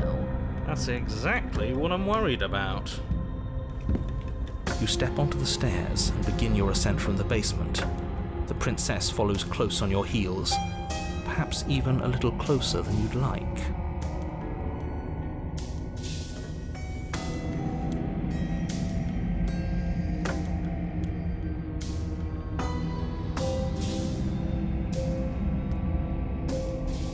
You're only saying that because you want us to feel nervous. I do want those things, but I want them for a good reason. I don't need you to trust me for my sake, because I already know that I'm right. This is for you.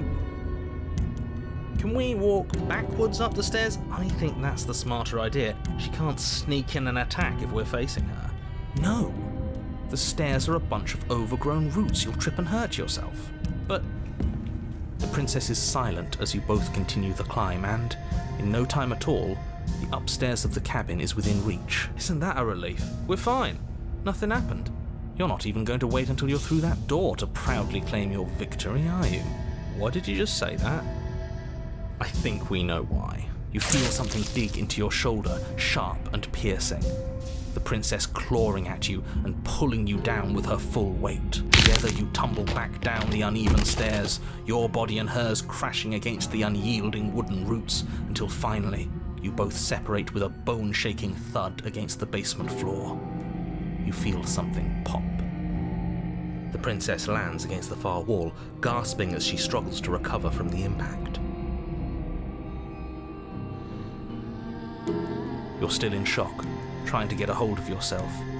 She grins as you continue to remain exactly where you are, cackling derisively as she watches you realize that you won't be getting up.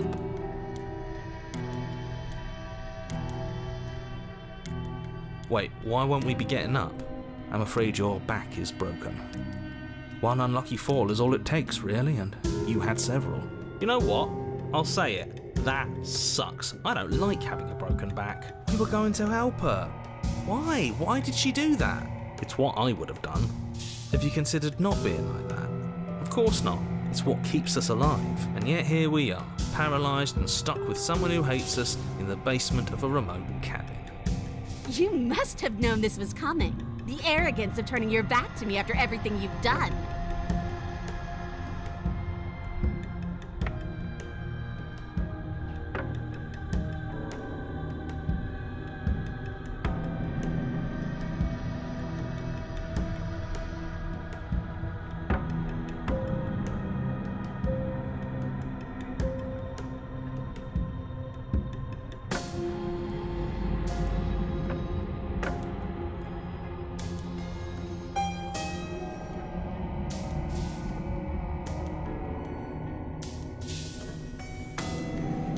Maybe you were, and maybe you weren't. But even more than I wanted my freedom, I really, really wanted to hurt you.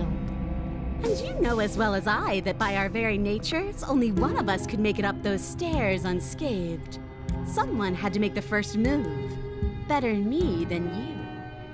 See, this is why I wanted her to go first. I had this whole little scheme planned, where once she'd passed by the table upstairs, I'd have said, now pick up the blade and stab her in the back.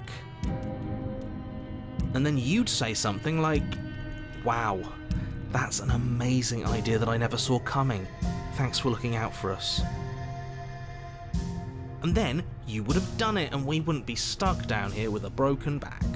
There's just one problem with that. And what's that? She was clearly planning to betray us. And if she was in front of us, she would have gotten to the blade first. Ugh, you're right, aren't you?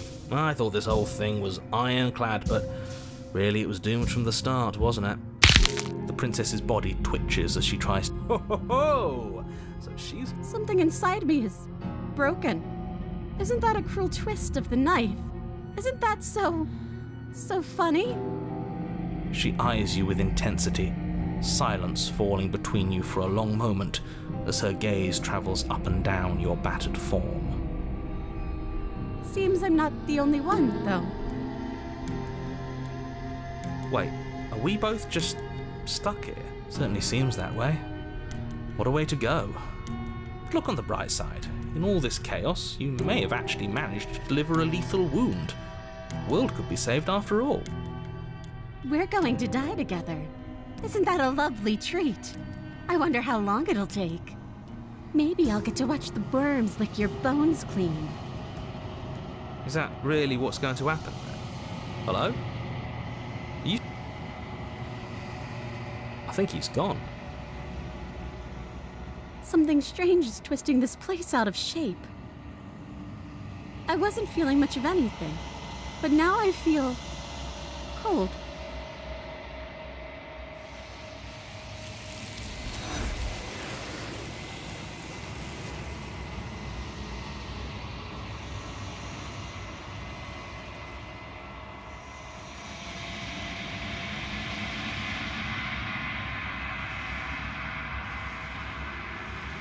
She's gone. Where did she go? And is that a mirror? Why is it here? Why now?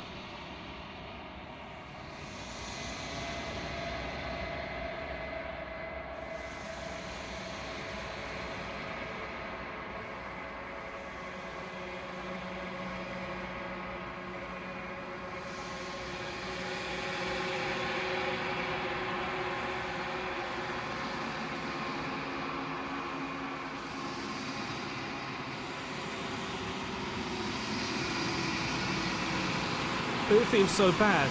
Like looking into it right now is going to be the end of everything. If he thinks it's bad, I'm with him.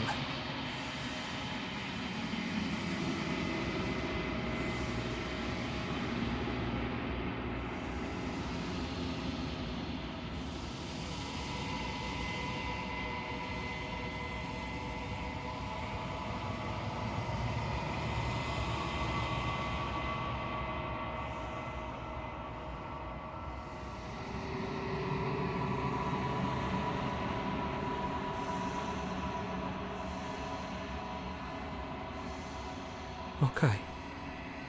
If you say so, we'll trust you.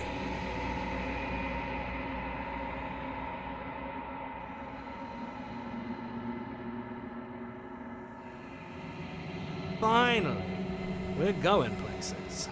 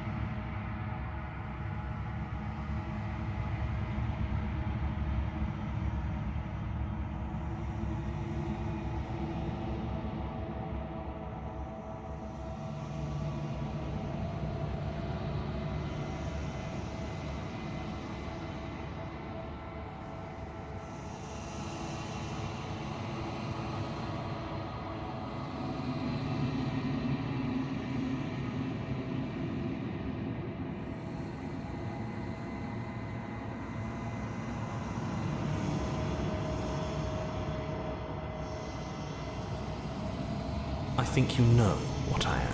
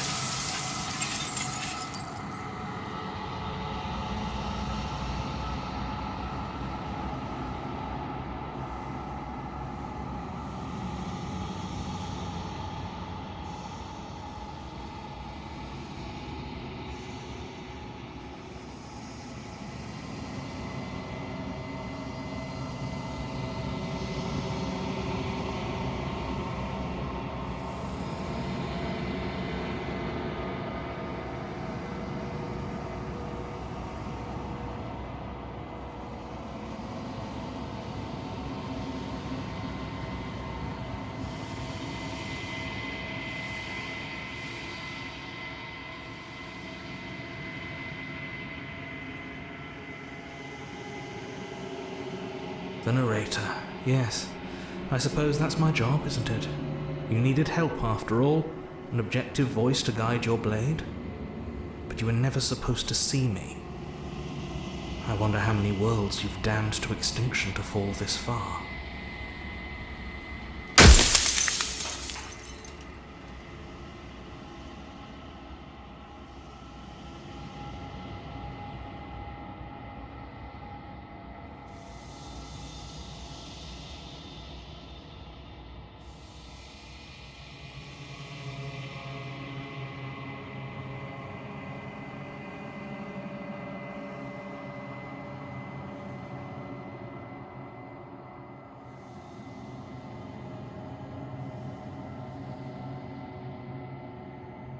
I am an echo, likely one of many. Somebody made you after all, and I'm what's left of him. Not that I'm the only one who can make that claim. I'm sure you've met many others like me.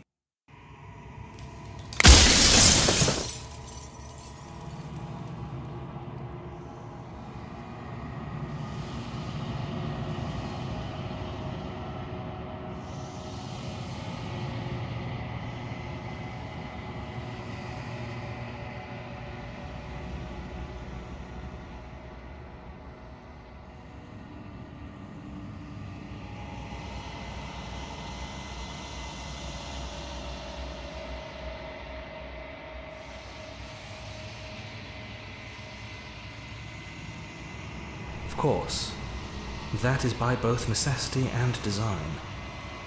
This construct you're in exists in many places at once. Anytime you failed, anytime you thought yourself dead, it would restart and shunt both your consciousness and hers into another world.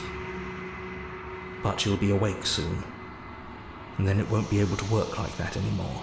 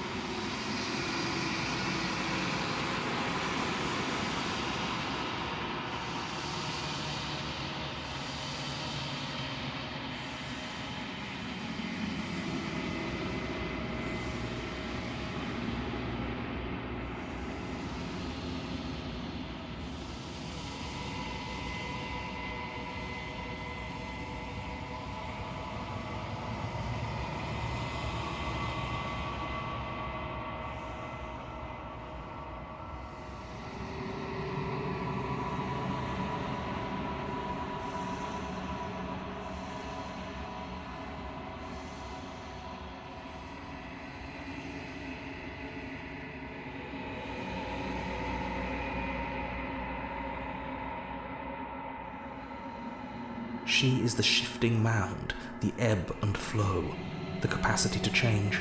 She is transformation, or most of it. Her nature is why I had to die, for she becomes that which others perceive her to be. but an echo can't perceive things, not in the way that people can. So I tucked a part of myself into the folds of this construct to guide you. This isn't the end just yet. You can still destroy her and save everyone. You were made to do this single task, and you will still have a chance to fulfill your purpose once I'm gone.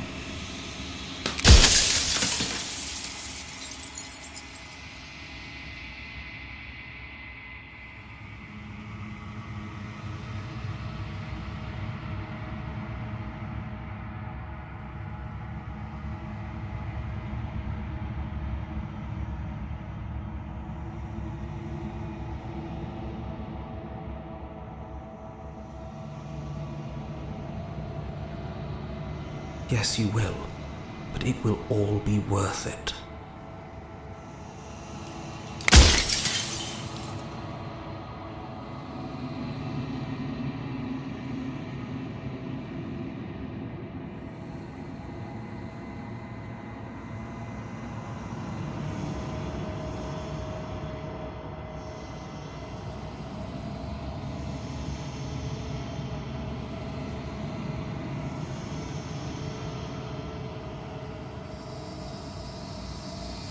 Because among other things, she is death itself. To rid the world of suffering, to save untold trillions from being lost forever to the cosmic wind, she must be destroyed.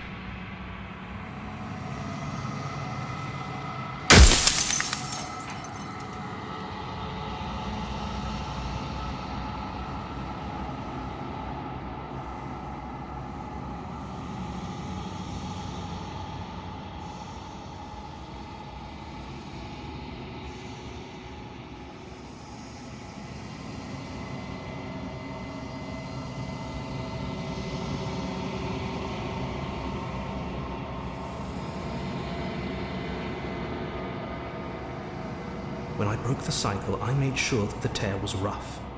You carry a part of what should be her, and she carries a part of what should be you. Things won't be as they are now, but they won't be nothing either. Besides, anything is better than oblivion. In the end, nobody wants to leave.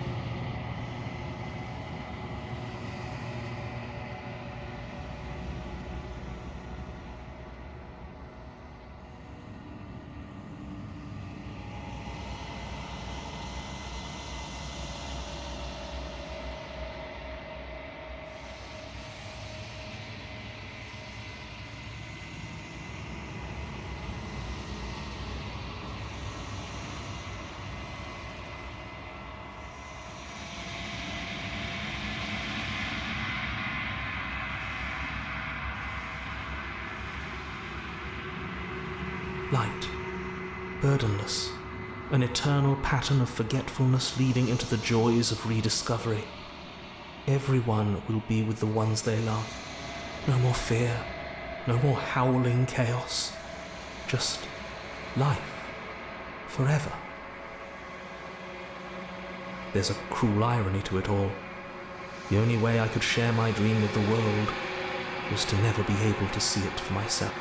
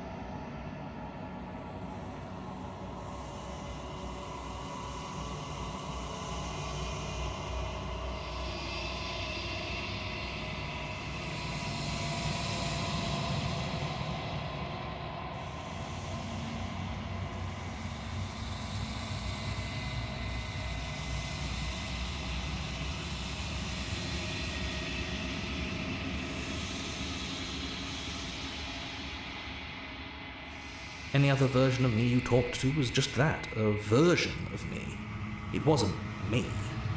As to why they lied, perhaps they thought that admitting to it would have pushed you to certain realizations that would have made finishing your task impossible. Maybe they were just in denial. I'm sure many of them were convinced that they had to be the first version of them you'd encountered. Anything else would have been too existentially unpleasant.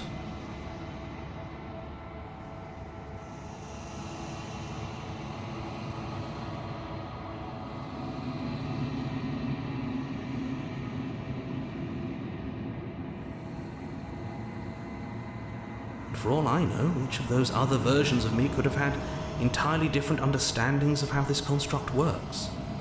Who's to say which of them are right and which of them are wrong, really? Except for me. I can tell you for a fact that I'm right.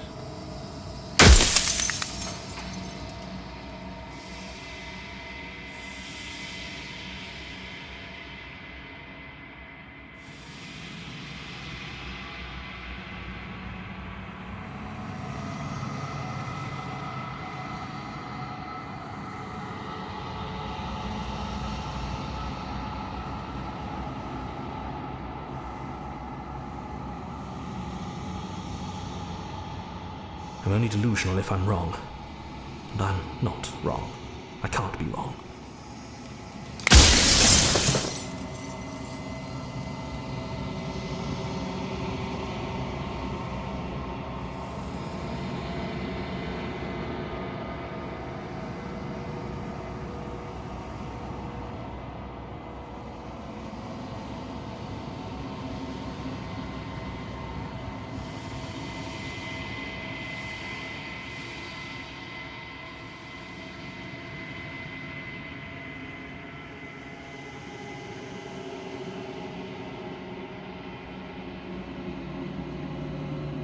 Are you lying?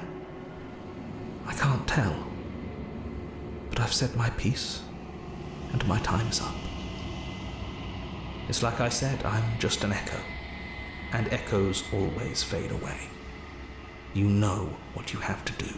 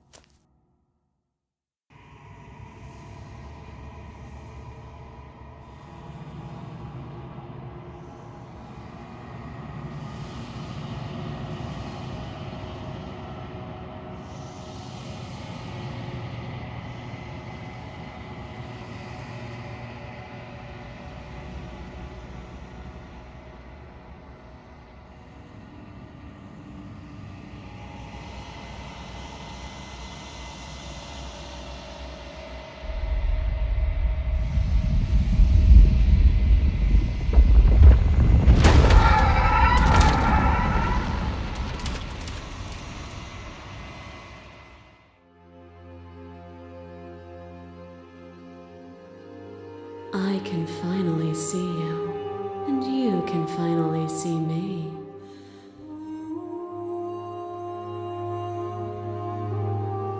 It's been so long, and my heart has ached for this moment. I've missed you dearly.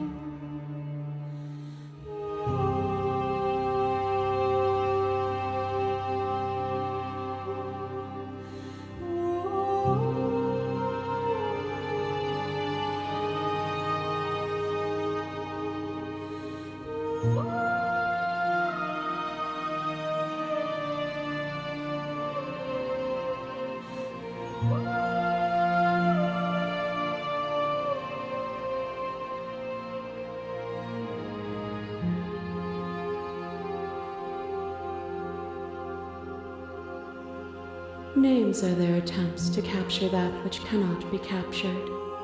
They call me the Shifting Mound, a pale imitation of what I actually am.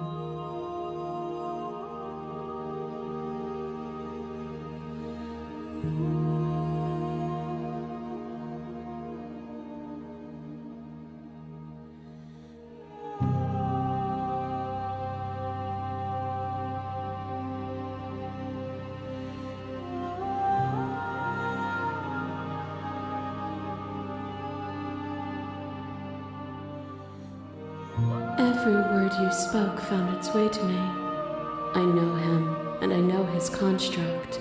He was deluded by his fear of death. Pay him no mind.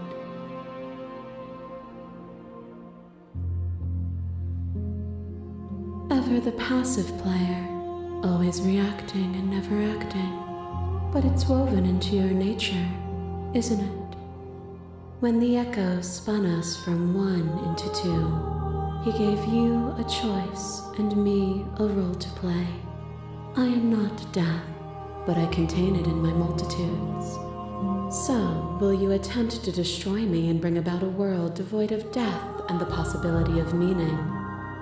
Or will you open the final doors to our liberation?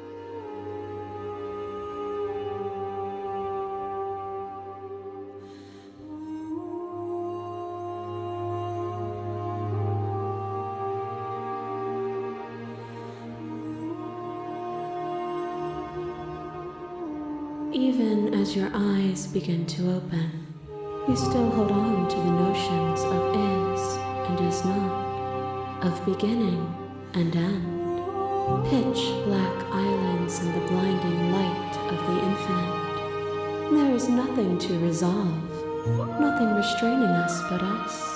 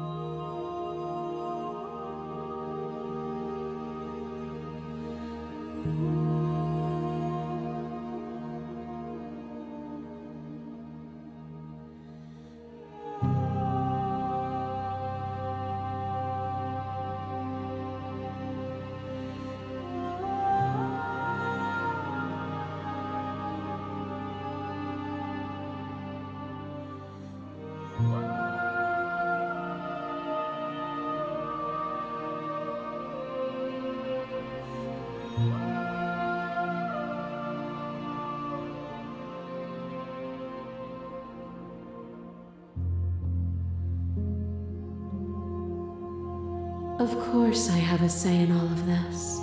You and I share reflections of each other's burdens, just as you and I share reflections of each other's gifts. If we didn't, The winding paths that brought us here wouldn't have been full of strife and conflict.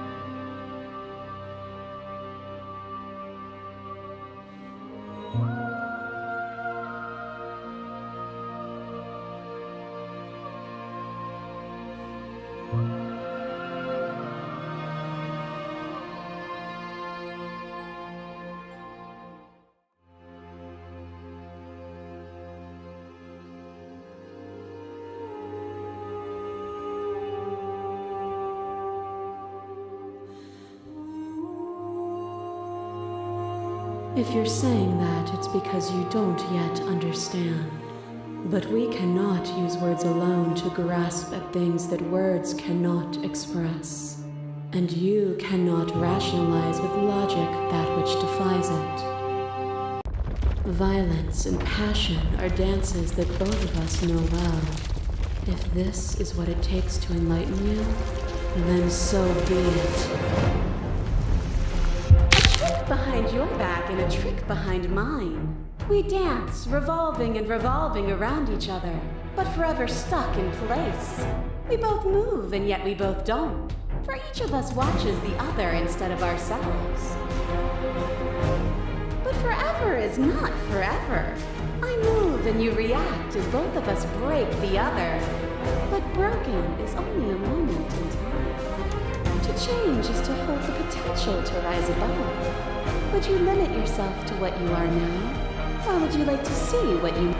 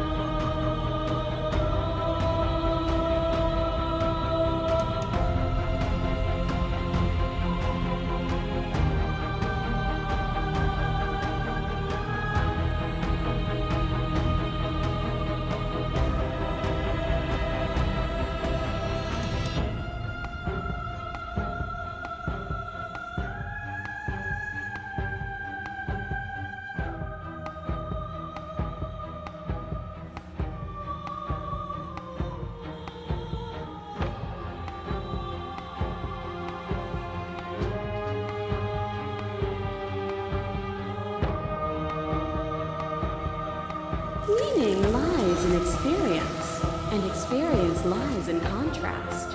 Abandoning one's search is not the same as losing the capacity. I am contrast itself. To reject me is to reject the shape of everything. Do not use words to reduce that which your eyes know to be irreducible. To question everything is to deny the truth in front of you. By believing in your suffering, you make your suffering real. By believing in your limitations, you placed a shackle on your neck.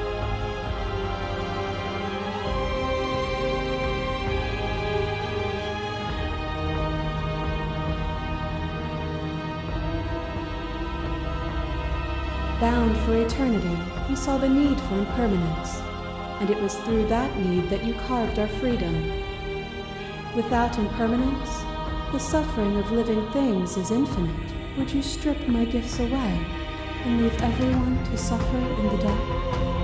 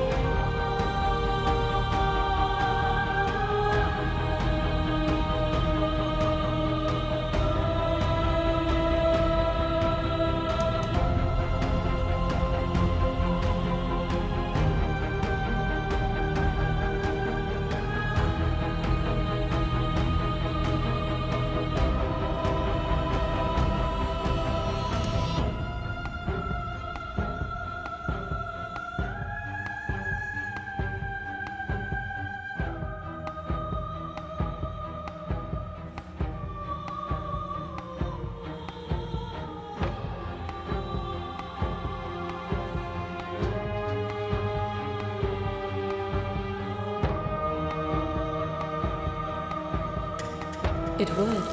Our purpose is to be and to experience, and their purpose is the same. To be permanent is to cease. To be paused is to be trapped. Your lover drives a stake into your body, and another, and another, and another. Do I miss your heart because I can't stand to see it go? But the stakes meant nothing to you. You had a desire, and you set that desire free. You lifting me and me lifting you, forever and ever and ever. Consumed by true belief, there was nothing that could hold us back.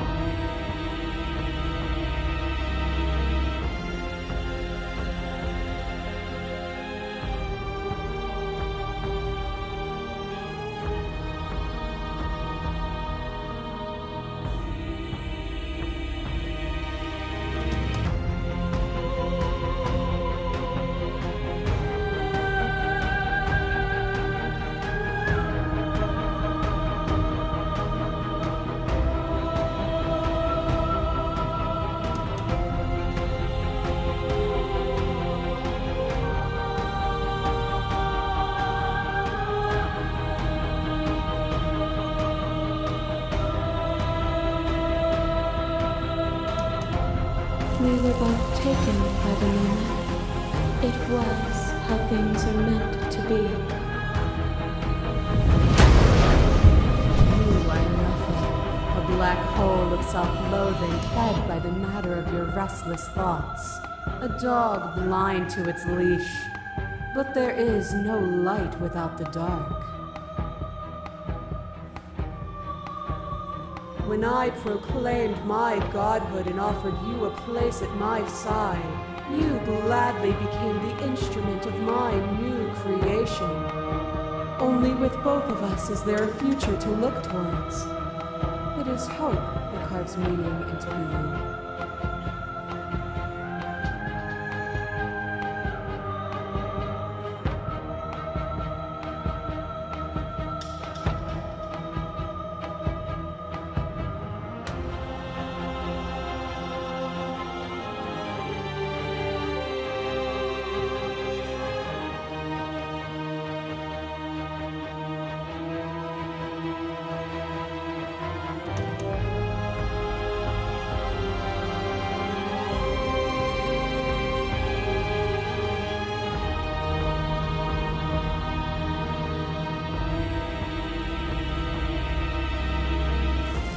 My threads, like yours, are unbroken.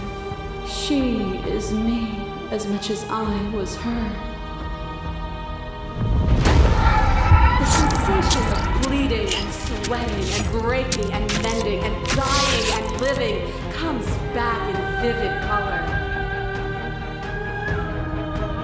You feel the shame of 100 deaths and the pride of 100 conquests. All of the peaks and valleys weaving themselves into a single tapestry, free of beginning and free of end. Do you remember when we killed each other with such fervent passion that death itself no longer sat on our shoulders?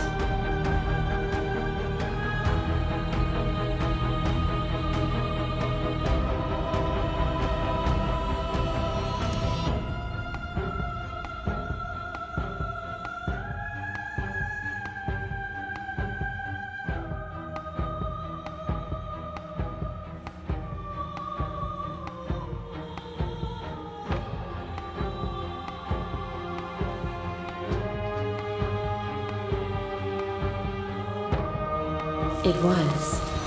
Triumph does not exist without defeat.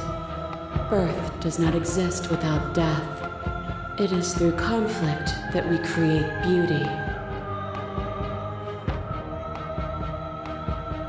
Nothing is immutable. Everything that is exists only in relation to everything it isn't. There is no constant. There is no center. Open your eyes and accept what we are. We can leave this prison together.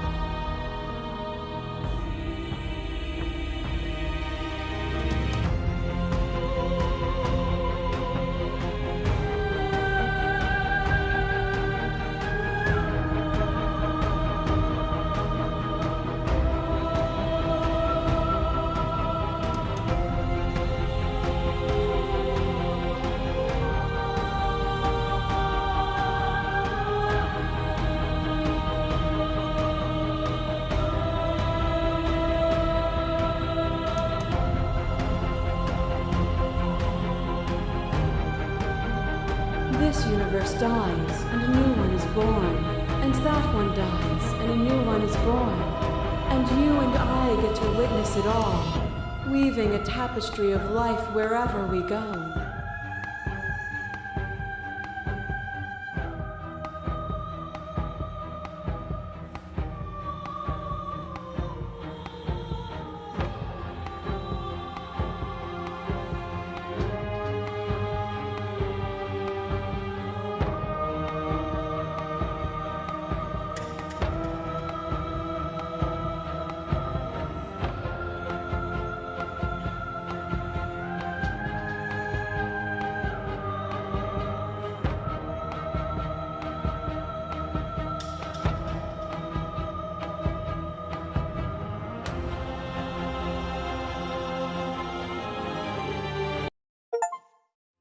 Nothing brings me greater joy than to hear those words.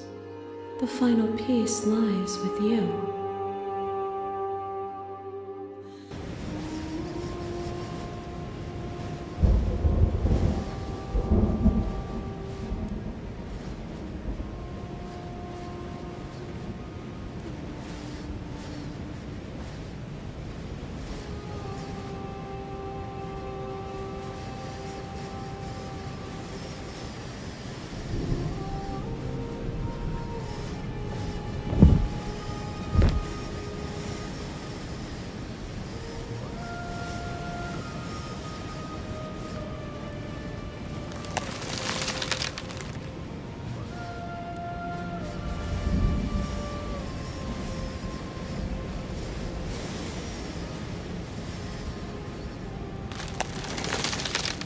I love you.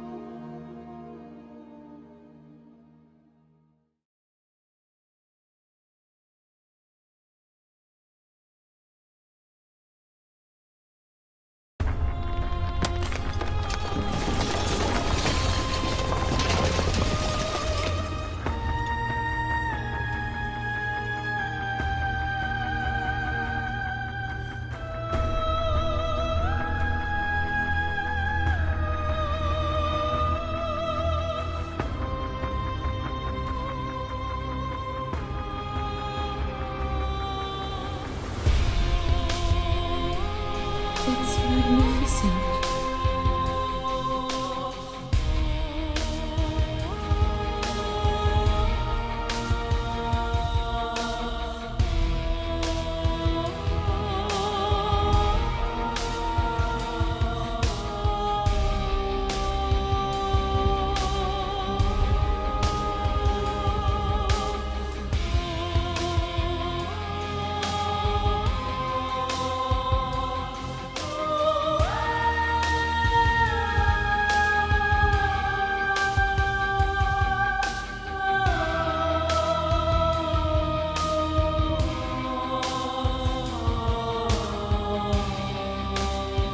Everything, just like it always has been, and just like it always will be.